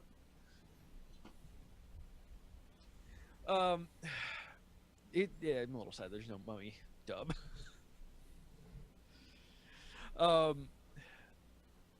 Yeah, we were reduced to Anubis, and yeah, that's what happened. Like, there's nothing. Like, just we got a new character. He's cute. He's cute. We did, what, you pulling him around on the pulley? Yes. He has wheels now. Yes, because I couldn't walk around on my own. They gave me wheels. He's adorable, and I love it. It's like seemingly unimportant, but yet he just stole into our hearts. And, well, let's not forget, also in that same package, Mikun got his box of sand. Yes. Oh my god, Mikun was in the so sand. Yes. Oh my god. Him swimming around in the Egyptian sand was just so sweet. I'm home. This little taste of What's home. he doing? He likes sand. And apparently he can. Well, this is from a previous episode, but he can hear himself when he buries himself in dirt. Yeah, I have a feeling that's going to be a callback. Like that's Chekhov's Chekhov's Mikun burial. But yeah, But like, that there's was no it. there's no major conflict. It's not like Dragon Ball Z where they're pitting everything on death fights. Well, this show is actively easily comparable to Dragon Maid. Like, if you want a type of anime, like this show is easily transferable to Dragon Maid. Yeah, I Like- can't argue with that comparison. Outside of the adults like features of Dragon Maid, like there's no conflict. All the characters are super adorable. Like there may be a hiccup for a character introduction, like with Daichi, but then that's immediately taken care of. Like, Yeah, and then, oh, go ahead. There's conflict, but it's interpersonal conflict. It's conflict with oneself, not Dragon Ball Z levels of shonen bullshit conflict. Yeah, I think I'm I can't watch shonen bullshit because it's the same thing to. I like- think it's the reason why Felix actively hates it. Like, Well, no. The thing is that no shonen bullshit. Would you call Devilman Crybaby or Berserk? Berserk is absolutely shonen. It's just adult shonen. Yeah, that's what he. Showman. Seinen. Yeah. Showman bullshit. But yeah, having not seen Devilman Crybaby, but if you immediately compare it to Berserk, then yeah, it's shonen. It's just a subtype of it. Extremely violent and gory. But shonen, it's still shonen bullshit. It still has all of the tropes of shonen. True. Like, Older shonen is just seinen. yeah. Isn't that those 3 guys from Naruto? Oh. But then we get episode 11 where we actually actively have a conflict.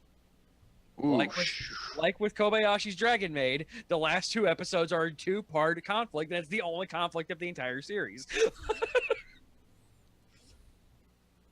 And after watching episode 11, I'm like, yeah, this is high school Dragon Maid. Yeah, pretty much. And I keep forgetting that they're high schoolers because anime makes high schoolers look like adults so fucking much that these kids look like middle schoolers to me. Yeah, because we get a flashback of them in middle school. It's like, oh yeah, right, they are in high school, and yeah, because you're right, because especially when it comes to girl with the face, Muggy. Motegi. Mogi-chan. Yeah, Mogi-chan. She's a normal looking high schooler, unlike what normal anime high schoolers look like. Like, I'm a touch on that in a minute here. When we're in the wrap up phase. She's not like overly sexy. She's cute, yes. She's attractive, yes, but she's not sexy. Yeah, and I love that. They're children. Yeah, they don't need to be sexy. Yeah, they could be attractive for that age range, but they don't have to be sexy. You don't have to have every 16-year-old looking like Bulma in Dragon Ball, like, or Onihime in Bleach. Yeah, exactly, or Hime, or literally High School of the Dead. Like, oh boy, shiny boobs. I think that series is what, 6 episodes or 12? Too many? Yes. Yeah. Yes, it was too many. And then Can it we do spun a off into Geek High IO School watches DxD. that series? So yeah, we have our, Josh, put the eyes away, please. So we have our conflict where I love the random classmate got a picture of this Inugami, and Sora and Kami-kun are just completely deadpanning him. Like, no, it's a normal dog. Yeah, this is just a dog. What are you talking about? And then realizing that's like, oh shit. Something needs our help. It's just a normal Hutsuki and dog. Sora, away! My favorite part about it was that the 2 Inugami go through the same thing as Yeah. Sora. And it's just, I mean, it's perfect. And then like, yeah, they make up and it's fantastic. And it's like, yeah, we realize that we're being dumb to each other for our own individual reasons. Sora's like admits, yeah, sometimes I can be selfish, but it's just because I love everything. Like, and he literally thought he was going to be abandoned. yeah. Yeah, Kami-kun was trying to protect him, and Sora read that as, oh, you're just like everyone else, you're gonna leave me one day. What the hell happened to Sora's mom? The fuck is going on there? I need to know. Well, because the next episode's the last episode. We're not getting any more mummy. She you know what happened to her? What happens to all Disney mothers? Oh, god damn it, Ro. Am I wrong? You're not wrong. Can we talk also about Yamada-san, was it? Yamada-san, the Oni who loves people. The Oni, yeah, the Oni who's just like, come to our festival because I love you, not because I want to do anything bad, but because you're awesome. You're adorable. Yeah, Bring your friend. And the fact that he crushes everyone with hugs. That is the best. Like, if I were an Oni, I would be Yamada-san. Oh, absolutely. I do want to know, like, Sora forgot that he had those invitations, yet he's been carrying them around in his pants pocket his entire I life. don't think so. I think it was magic. That was literally Yeah, it was definitely. Deus Ex Papia. Yeah, I Because- think it might have been origami magic or something Tag, along those the lines. tag that the Shrine God put on Mikun. Oh. Yes. It was implied that it was glowing at one point, and that's when Mikun found the leaf invitations. Uh-huh. Layers of depth for a show that is about adorable mummies. Right? And the reason he didn't bring them out earlier was because he didn't have them. Right. They, Yeah, they literally existed were only not during there a time of conflict. Yeah. until Mikun hid in the Yeah. pocket and gave the god a chance to work their magic. Deus Ex Pants. I mean, literally. Yeah. Literally. Yeah, it is God. literally a god interference. Like, Well, I mean, to be fair, otherwise, those three Oni were going to kill them. yeah, Also, thanks for the follow. yeah. Yeah, and then the random asshole humans, because of course it's the humans that are assholes. That's all. I mean, that's reality. So That was ever in question. And I mean, this guy's been an antagonist all along. Yeah, he was the one Like- who took the dragon from Totsky originally. And the reason he's got that scar on his arm. Yeah, so this is that same dude. This is a magical creature bounty hunter, essentially. Because apparently he can get into areas where humans aren't allowed. well, that invitation was clearly stolen because when he handed Yeah. over, they noticed it because it was tainted. Yeah, that like I really just love that. Must have missed that that this part. that There well, was- yeah, there was when- blood when on they it, look yeah. at the invitation, not blood. There was like a dark rotted spot at the end of the stem. Like I it thought was looked like decaying. blood to me. I must have been. I The must have. invitation turned knew away for a he second. was evil. Yeah, because it was where he was touching it. But I mean, then again, in this world, like that could have been. I mean, necessarily, you have dark spirits, you have dark gods, and this is just the land god spirit, and every mystical thing and anything with an invitation is allowed, essentially. Yeah, but- That's fair, but I think his ill intention was corrupting the invitation. Possibly, but there are Because- dark spirits there anyway, so it's like, okay, you still have an invitation. Yeah, but there are dark spirits there, but everyone there is just getting along and having a good time. It's This a guy, festival. yeah, exactly. It's a festival. And this guy is specifically coming there not with intentions of peace, but to hunt down these land gods. He's coming into the festival not, in peace and looking happy, for and something to sell. he's Yeah. coming with greed and avarice. And Japanese folklore is very big about feelings of greed, jealousy, hatred, all of these negative feelings having a corrupting influence. And so you get Absolutely. something as pure as an invitation to a land god festival obtained from a land god in probably an act of violence, an act of theft, and presented under false pretenses in order to achieve a corrupt desire. It is very Japanese for that thing to start turning as black as that dude's heart. Oh yeah. But then we have a to be continued, which, like I said, we're going into episode 12. We had to do something. I'm glad we finally got the conflict that I wanted. Like, Also, I'm really kind of hoping that those two little Inagami finish growing up and come charging after this motherfucker as giant Right? shishi monstrosities. Yeah, let's see full blown Shishi smacking him around with a Shishidama. yeah, I want the emotion or the emotions that are going to come from Sora and the gang to just like manifest itself to like just this gigantic like something is going to come to their assistance, and hey, there's a fair chance it's going to be Inagami. Yeah, So- Mata-kun goes Super Saiyan. Oh yeah, you do not fuck with my adorable children. Goes full like what the proper Oni looks like. Like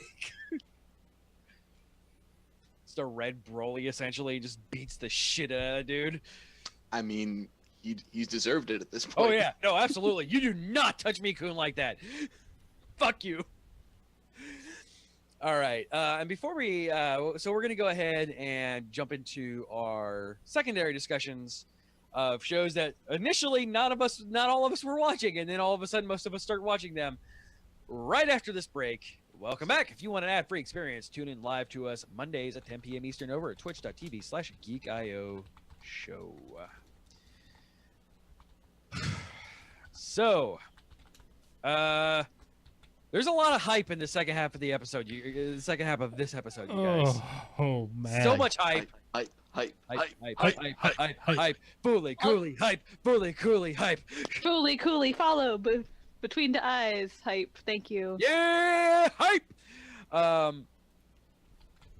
So, yeah, as we mentioned, Fully Cooley's coming back. Before we talked a bit more about that on Thursday on the Geek IO show.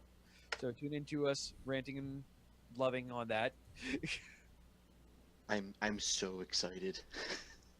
Like, I cannot wait until next month when Justin and I and You maybe just CJ can't hide it?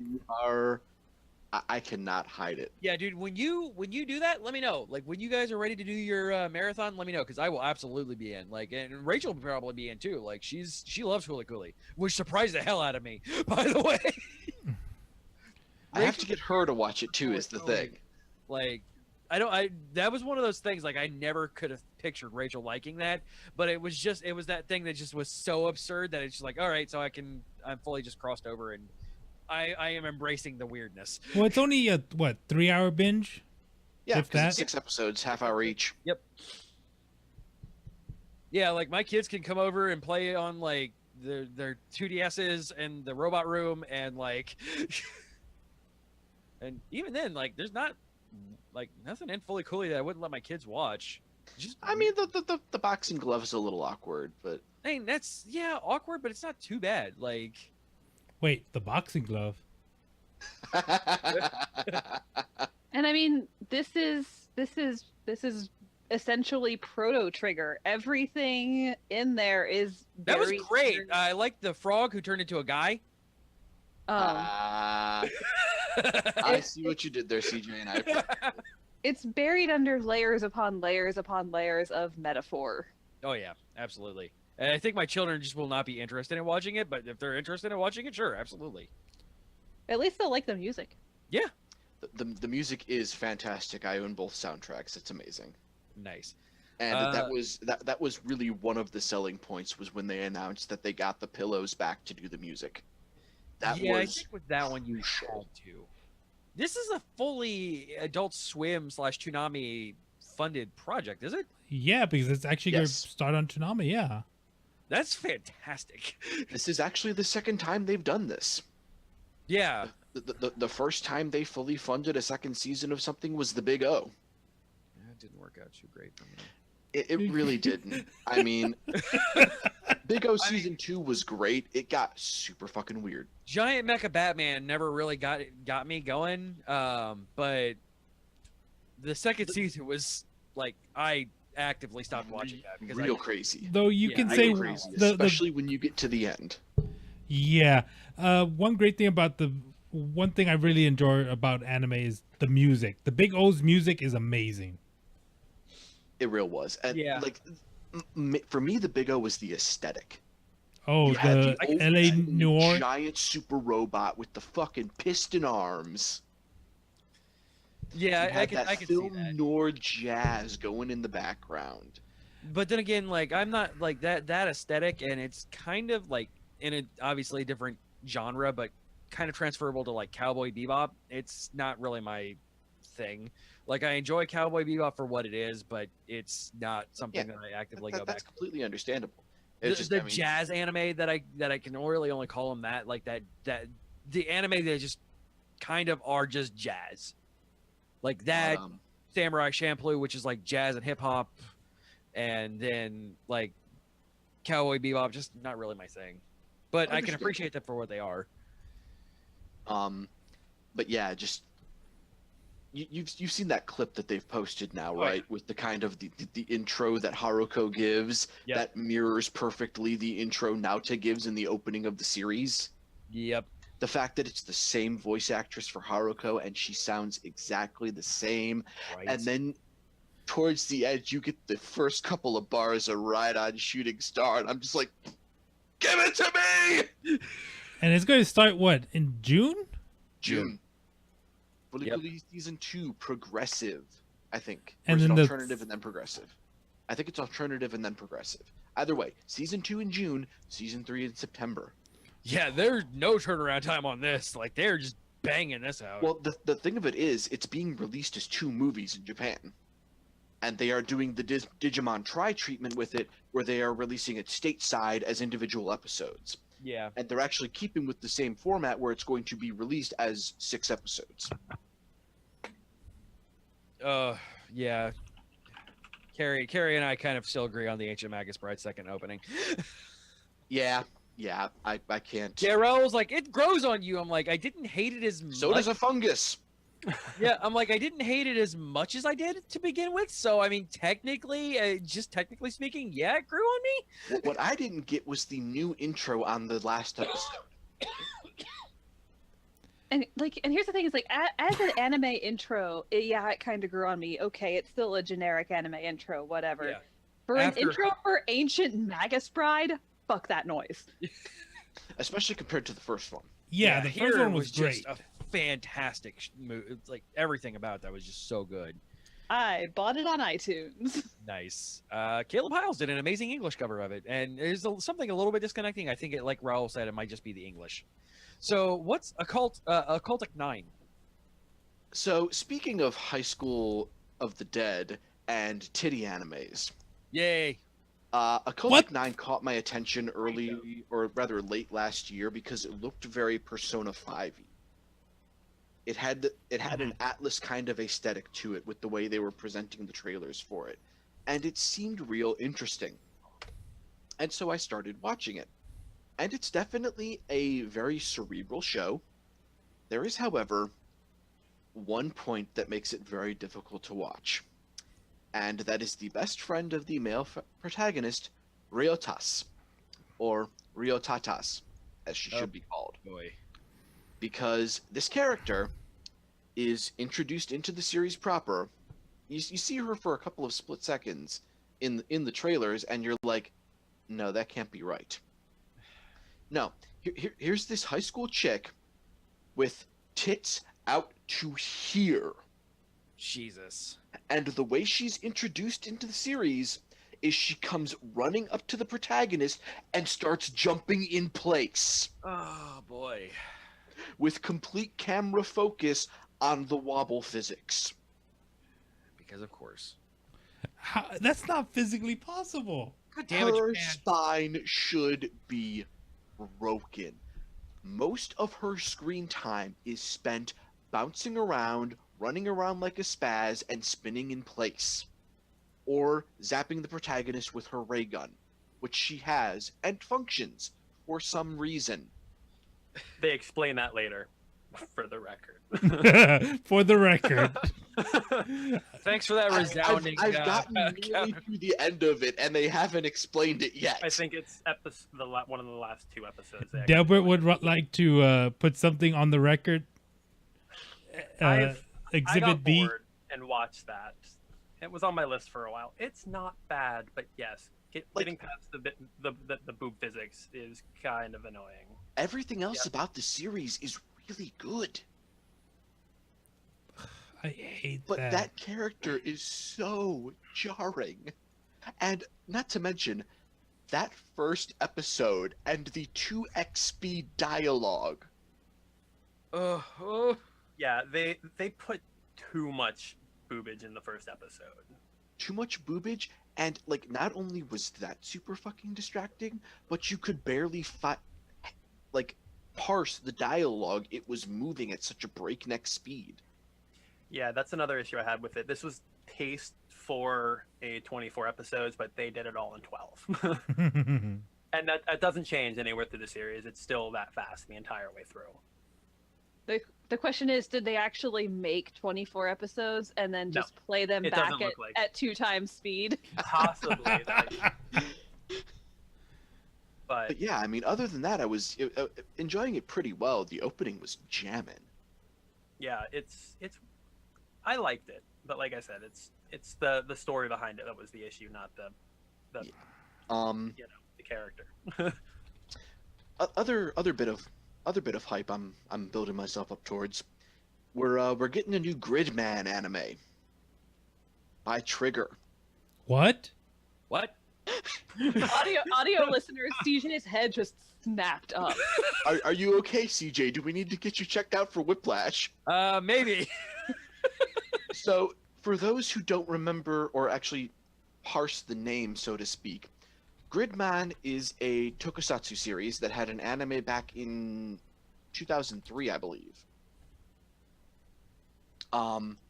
Basically, the full title was like Denjetsu Sentai Gridman or something like that. Basically, Electric Task Force. It was a Ultraman-style superhero who solved cyber crimes, basically. What those of us in our relative age group may remember is a little TV show called Superhuman Samurai Cyber Squad with a young Matt Lawrence. Yep. That show was the Power Rangers of Gridman. Wait, what was it called again? Superhuman Samurai Cyber Squad. It was a weird show. It was a really weird name. However, like, the action sequences were fantastic. Because, of course, like Toku, they were doing their thing, and it was enjoyable, and it's the thing I like. Now, here's a funny little anecdote to this story. Because, like I said, new Gridman anime, Trigger's involved. It's being written by the guy who's been writing most of the Ultraman series as of late, and also wrote Kamen Rider Double, one of my favorite Kamen Riders to date. And it's the same voice actor doing Gridman who did him back in the previous anime, so kind of 280. But Superhuman Samurai Cyber Squad is the reason we had an anime titled Ronin Warriors back in the 90s. That is literally my favorite anime of all time, by the way. I have the DVDs. The subtitling is horrible, and the dub is worse. But it's so good. The dub was, I don't know, it might, like, I rewatched it recently, like, within the last 5-10 years. Like, I still, like, the dub was bad, but it was good bad for me anyway. See, here's the thing. Ronin Warriors is an anime actually titled Yoroiden Samurai Troopers. Yoroi is the Japanese word for armor, for those who aren't familiar.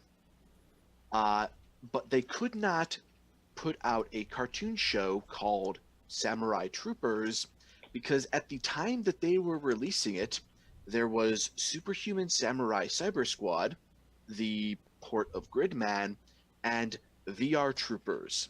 I remember VR Troopers. The port of 3 mashed together Metal Heroes series. What? It was 3? Yeah, they threw footage together from 3 different series from a franchise called Metal Heroes, which is another Toku franchise from Japan, but it's not as well known as Super Sentai or Kamen Rider. Super Sentai and Kamen Rider are the big 2. Ultraman is kind of like the weird uncle, and then Metal Heroes is grandpa, basically. If you want to think that, if you think that's bad, Ro, just wait till you start getting into like Big Bad Beetleborgs territory. That is B-Fighter Kabuto, actually. I've seen Beetleborgs. Sorry. But anyways, they had to change the name to Ronin Warriors because they were concerned that this anime called Samurai Troopers would somehow get confused with the 2 live action shows that had one word in common each.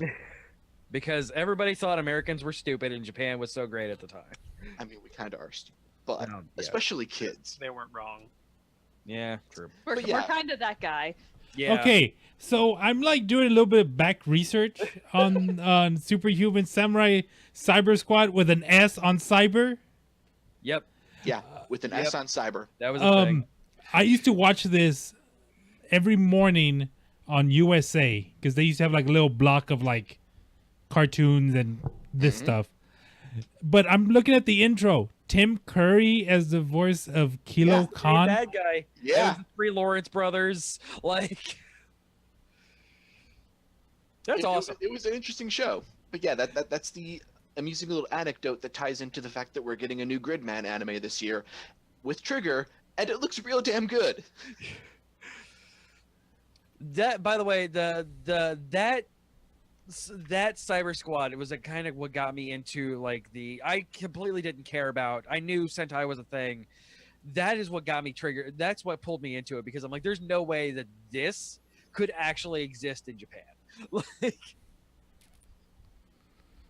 that, like Sentai, like I honestly, like I approach Sentai almost like people who don't know Doctor Who approach Doctor Who. Like there's so fucking much of it. I'm going to go with Power Rangers and that's it. Like that's fair. I can't really fault that. You give me things you like and I can give you recommendations, but Because the nice thing is that unlike Power Rangers, which is one entire gigantic continuity, every single Sentai season is its own thing.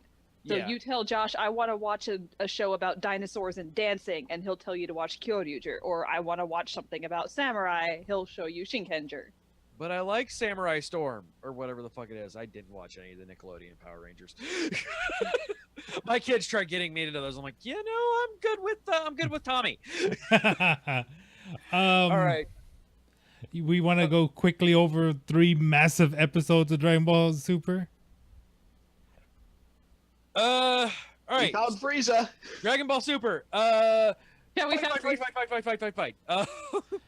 Oh my god. We got Mastered Ultra Instinct is really cool. Yes. It's really pretty. It is.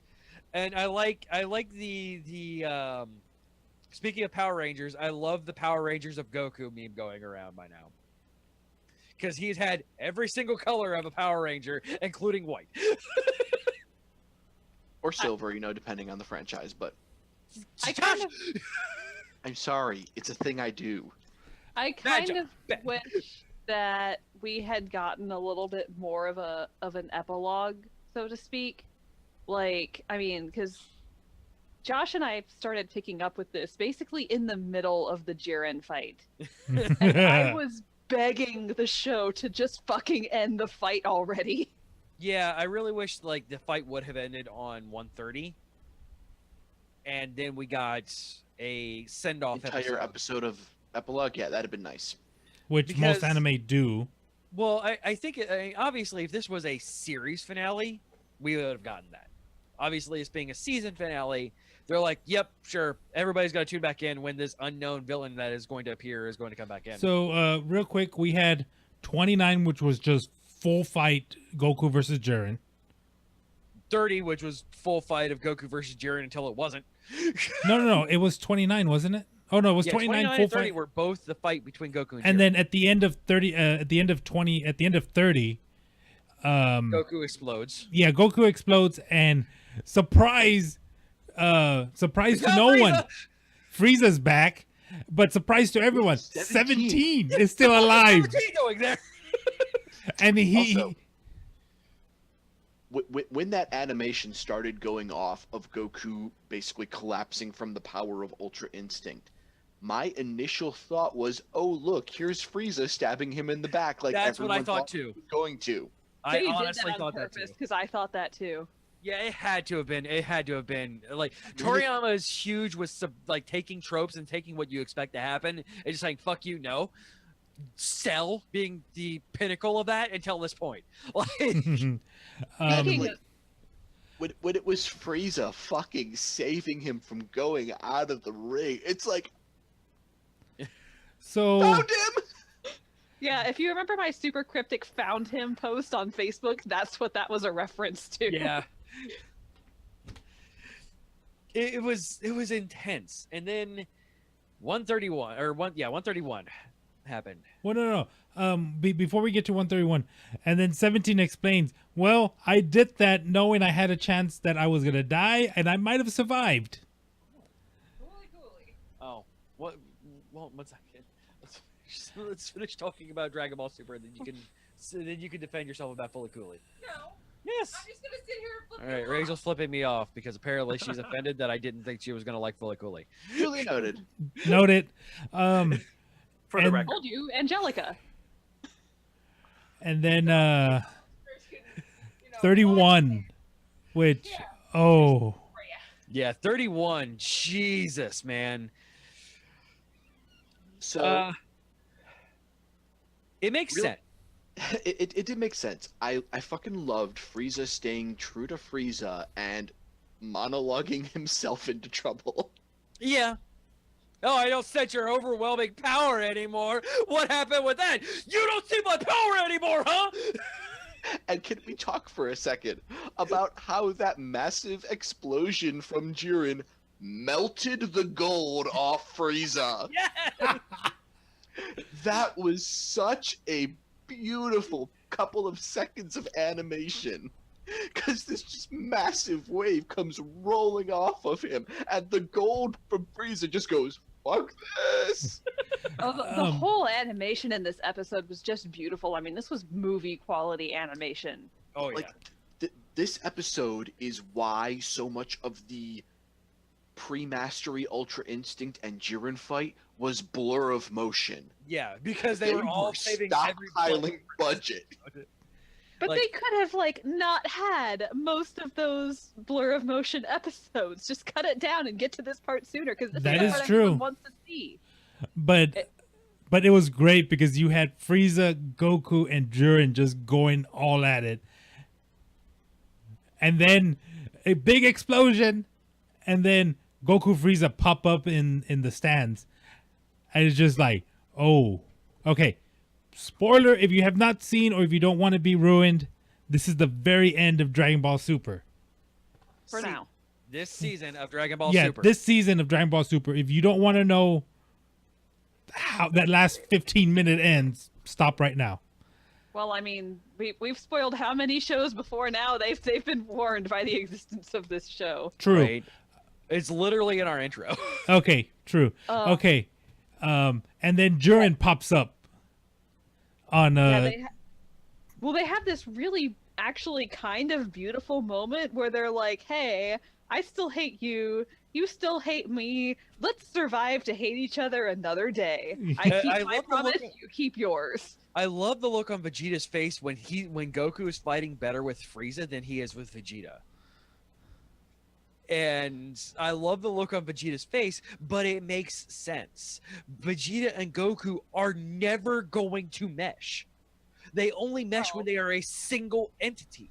They, as Asterisk. separate people, are never, ever going to be in sync. That is never going to be them. However, Goku, with anybody who is not actively against him, like Vegeta is, can work with pretty much everybody. And especially when it comes to survival. Like, and also, like, who has seen more of Goku's, like, limits? Like, the original with Frieza. Like, him and Frieza had a moment where Goku was literally primal. Like, nobody else has seen that in canon except for Krillin. Like, and that was when he went Ozaru. Like, nobody else has seen Goku in his raw, purest form except for Krillin, Frieza, and now Jiren. And Caulifla. Did you notice at the end as they were going off the stage, finally, as opposed to knocking Jiren into more boulders, Boulders everywhere. Boulder Dash. some of them on purpose, which pissed me off. The light beams from Frieza and from Super Saiyan Goku made two halves of a heart. Yes. I honestly don't think. Okay, so, yep. Everybody's knocked off. You see Goku and Frieza show up, and then Jiren show up, and the fight's over. And it's like, oh, 17's alive. You guys, I fucking love that Goku didn't win the fucking tournament. Yes. That made me so happy. The ending was going to happen. Like, the universal survival was going to happen regardless. Yeah, but it was 17. Technically speaking, 17-1. Yeah, absolutely. Yeah. 17-1. Yeah. Like, the thing about Super is, outside of the movies, Goku didn't beat Black / Zamasu. Trunks beat him in mortal form, and Zeno beat him in weird god floaty form. Goku didn't win the tournament. Goku has only won, quote, won the movie arcs. He won the Beerus fight and he won the Golden Frieza fight. That's it. Goku's been second fiddle for the rest of the city, for the rest of them. He has not won this. And then he didn't win the Universe 6 arc either. Technically Monaka won. And then the whole thing that they've been hinting at the entire arc with the angels like giving like a knowing grin. Yeah, the angels knew what the hell was going on, unlike the gods of destruction. Those poor people. And like at the very end, 17's wish that this has all been built with the Super Dragon Balls that can do anything. And they were very directly hitting that. You can make any wish, anything. They can do anything, anything. And what does he do? He wishes all the universes back. Like we knew he would. Yeah, because 17 of all people being the preserver of life at this point, there was no way that when he was granted the wish, it was not going to be anything but. Yeah, the wildlife ranger. Yeah. Oh, Reggie33 points out Frost didn't come back. Because he got eliminated because of his own bullshit. Because technically, 17's wish was, I want the universes restored. His wish wasn't, I want everything Zeno deleted restored. It was he wanted the universes restored. Frost was eliminated separately when he tried to be a dick. Fuck you, Frost. And so yeah, all the angels knew that was Zeno's plan, was that if the winner did not make that wish, he was just going to destroy everything. Everything. Zeno was going to start over with new mortal. Reboot, time to start over. Welcome to Dragon Ball GT. Well, he had his favorite mortals, like the universes that were never in danger, which is like 1, 5, 7. Like there were 4 that were never in danger. Those were Zeno's favorite universes. He would have just been like, "Yep, everything. All the ones with low mortal levels, they're just done, and these are now the universes."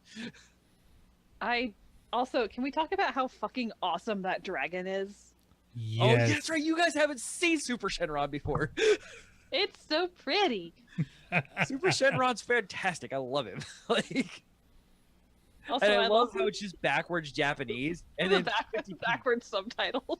Yeah, except for Pretty Peas. Yeah. Which, by the way, Beerus is the one who summoned him before, and it was great seeing Beerus saying "Pretty Peas." Not please, peas. Also, apparently Whis can just bop people on the head and resurrect them. That was a gift from Beerus. But So is Beerus the one who did it, or did Beerus just give permission to Whis to do it? Yes. Well, Whis has been seen to grant life before. He magicked Bra out. Like, Bulma was pregnant, and that was problematic, so poof, he popped a baby out of her. So he's been shown to be able to grant life. So that makes sense. Yeah, I'm guessing it was Beerus. That was the gift from Beerus. By the way, I can almost guarantee Frieza's not a bad guy anymore. Well, okay, so they make the wish. So yeah, we'll get into the epilogue because I really want to talk about that. So speaking of Vegeta and Goku never meshing, guess what we get to see in the epilogue is them starting to actually get along and train together. Yeah. However, that gives us such a beautiful, beautiful moment of absolute pitch black shade throwing from Goku without even really intending it. Yes. Vegeta isn't enough of a threat to make him go Ultra Instinct. Yes. And Vegeta's like, you know what? Fine. I'll take that. I'm going to get better to make you go Ultra Instinct. Yeah, Vegeta will just go Super Saiyan and... Yeah. Which, by the way, did anyone else see the announcement of the official name for that? No, what is it? No. Super Saiyan God, Super Saiyan Blue Evolution. Super Vegeta Blue. Super Saiyan. Super Yeah. Saiyan. It's so simple. It rolls off the tongue. The fan community is calling it just basically a Super Vegeta Blue, and that's a lot more like that's definitely a It's a very Vegeta name. yeah. But yeah, so the epilogue happens, and of course, 17 gets his wish with being able to take his family out. I'm sad we didn't actually get to see his family. Right? I But yeah, they're of course, being friends with the richest woman in the world, he gets an entire cruise liner to himself and his family, and he gets a good trip around the world. I love the first thing we see, by the way, is Vegeta holding Bora, and Bulma and Trunks hugging him. That is the first epilogue that we see, and that so happy. so happy. Outside of the universe is being recreated. Like when we get back to Universe 7, the first thing we see is Vegeta holding his daughter and hugging his wife and son. That right there. The second best father in the entire series. Right? And then we see the best father in the entire series playing with Pan. Yes. And then a fucking Goku, you see a picture of Goku leaving freaking Chi-Chi and Goten again to go trade with Vegeta, who I'm guessing Vegeta's like told Bulma, and I'm like, all right, so I'll be right back. This is a properly scheduled time where I'm going to go play with my new friend. I'll be back with you in a little bit. Right. Goku, the one who can instantly transport around everywhere, just leaves his wife and family, whereas the first thing you see from Vegeta is him holding his family. Like... Yeah, Chi-Chi really got the short end of the stick with her marriage prospects there. That's the thing, though, is she picked him. Yeah, she fought for him. Like, literally. Yeah, but Goku didn't know what marriage was. That's even worse. That's on Chi-Chi then. That is on Chi-Chi and the Ox King who set up this whole thing. Like, they can blame no one but themselves. Like, it is not a thing of like, oh, I'm in the position now. I get what I deserve. No, you literally fought for that role. Or else it would have been Bulma. Like, it would have been Bulma, and I think that would have been a lot better. Masako X, the voice of Goku on Team 4-Star Dragon Ball Z Abridged, does what-if scenarios. And one of his things is, what if Goku married Bulma? And it is fantastic. Like, he does a really great job of explaining what would happen in that. And it is really a fascinating thing. You can get that on his YouTube channel, which I will link in the chat right now. FI Mage said Chi-Chi had some seriously high hopes. Oh, yeah.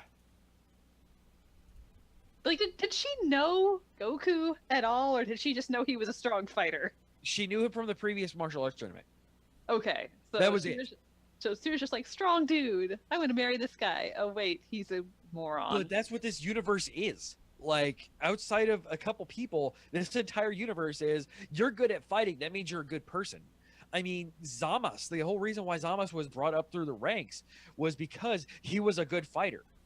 Not because he was a good Kai, not because he was a good deity, not because he was a good creator. It was because he was a good fighter. And look where that wound us up. So, yeah, we get 17 go off on the road, get the families reunited, and then we get Frieza. By the way, well, we get the line that they pull from the movie trailer we just got of a Saiyan has no limits. So I'm wondering if we're gonna get our first canonical movie in December when that comes out. I mean, it's possible that it's just marketing together, but it would be nice to see a canonical movie. I mean, Right. it's another Saiyan, but I mean, who? Or it's not, because it's awful hairy. Yeah. Unless we're getting Super Saiyan 4 or Super Saiyan 5, or Super Saiyan 4, like, canonized. Please Or no. canonized, as far as the movie is concerned. Carrie refused to believe me when I told her about Super Saiyan 4 Vegeta and his fur vest, gloves, and denim jeans. Oh, I didn't yeah. refuse to believe you. I just refused to believe that Vegeta would go Super Saiyan 4 wearing dad jeans. Oh, I mean, considering his involvement into being a dad, oh yeah, he would absolutely go Super Saiyan 4 in dad jeans. That's the All thing. right, He wasn't wearing the jeans. The dad jeans just show up. Yeah, they magicked into him. good. They also magicked his hair back to what it should be instead of his weird ass Freddie Mercury cut that he had in GT. But then we get Frieza saying the Emperor of your universe is here. And he's either not in Universe 7 or he's not a bad guy anymore. Like I honestly I find it hard to believe that he, after going through that, after seeing what Goku can do now, will continue to harass Universe 7 in a negative way. Could he have gone to the lowest mortal level because they're That'd be 10. So Yeah. possibly. because like they had the lowest mortal because their god Also, didn't they destroy. only have 2 Namekians now, so he doesn't have to worry about those assholes coming back and haunting him. Oh, that's 6. That has 2 Namekians now. Yeah.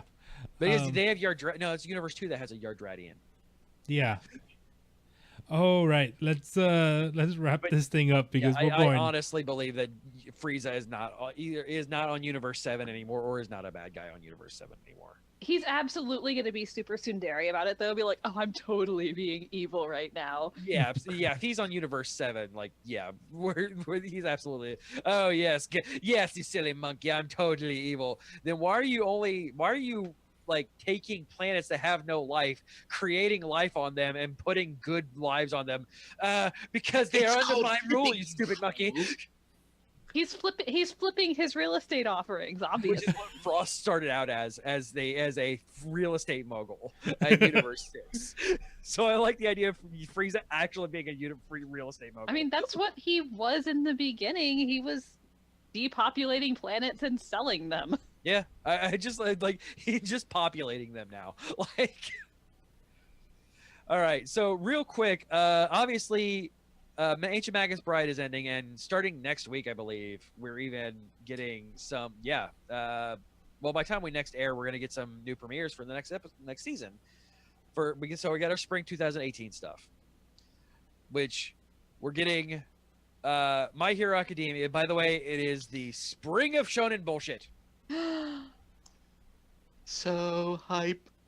We get My Hero back for its 3rd season. As it should be.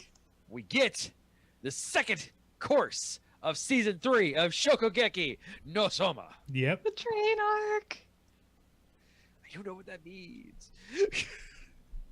Hashtag read the Several manga. that I'm going to be watching and grumpily not talking about, like Persona 5 the animation, because Carrie is not wanting to watch that animation.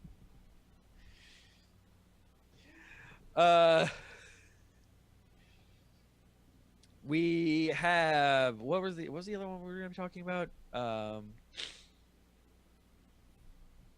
The fluffy one. Huh?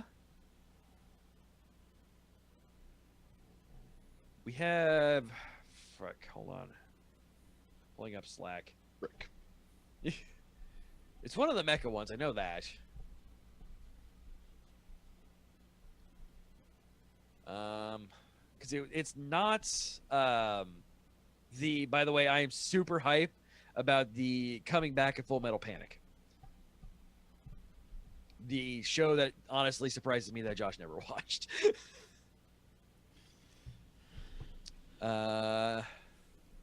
Wait, Duel Masters is getting a new season? The fuck?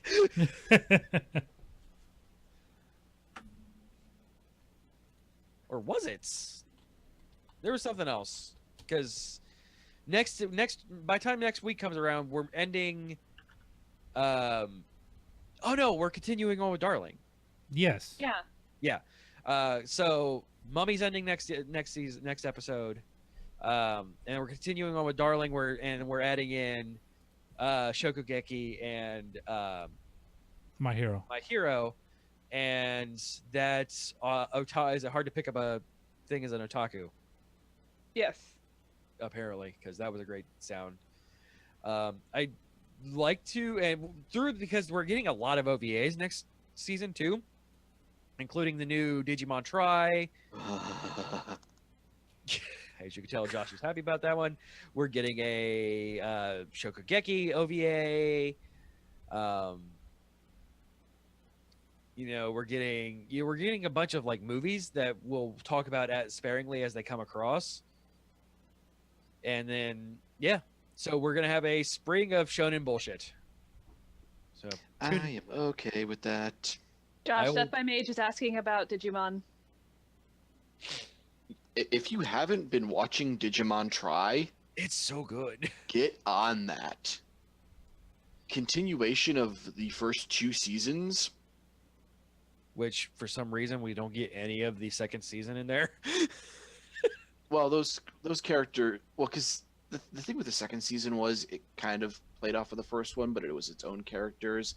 But there's still some stuff from the second season that was implied in the OVA so far. But Adventure 2 is a direct sequel, though. I mean, the characters are there. But all of the characters who are the primary protagonists in Adventure 2 are just off doing their own things during this. I don't know if they're going to show up in the coming... They probably should, because a lot of shit that would involve them would be like there. Like, it would not be that hard, including the first primary antagonist of Adventure 2 showing up. So...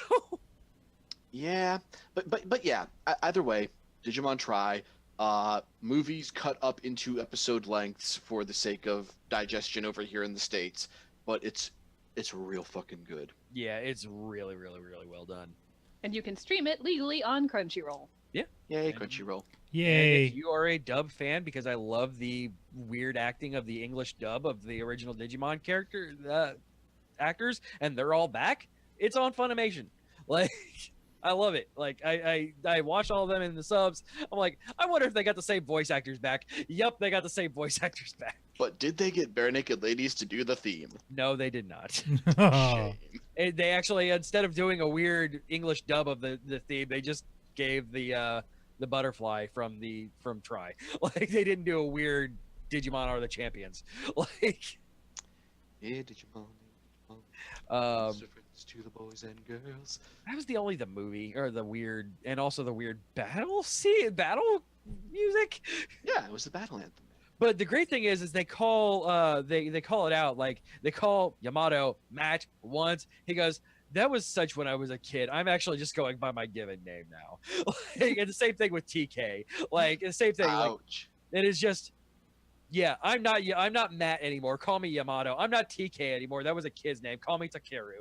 Like, thank you for that.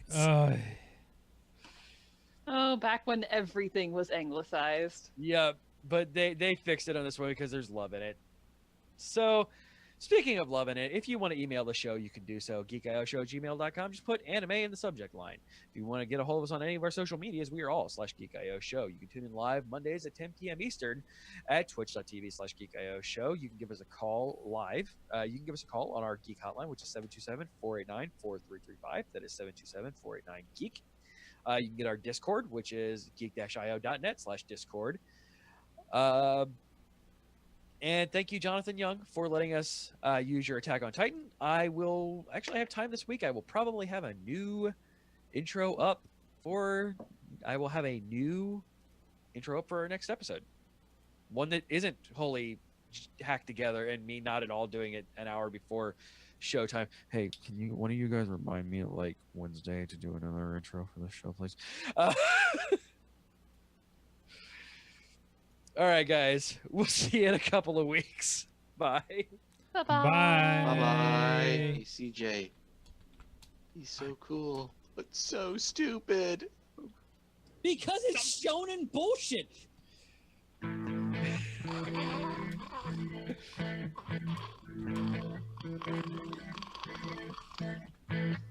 Hi, my name is Rudolph, and I hope you've enjoyed this Geek Media Network production.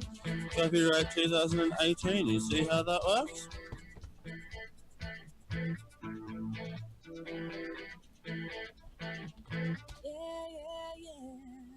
Diamond Club hopes you have enjoyed this program.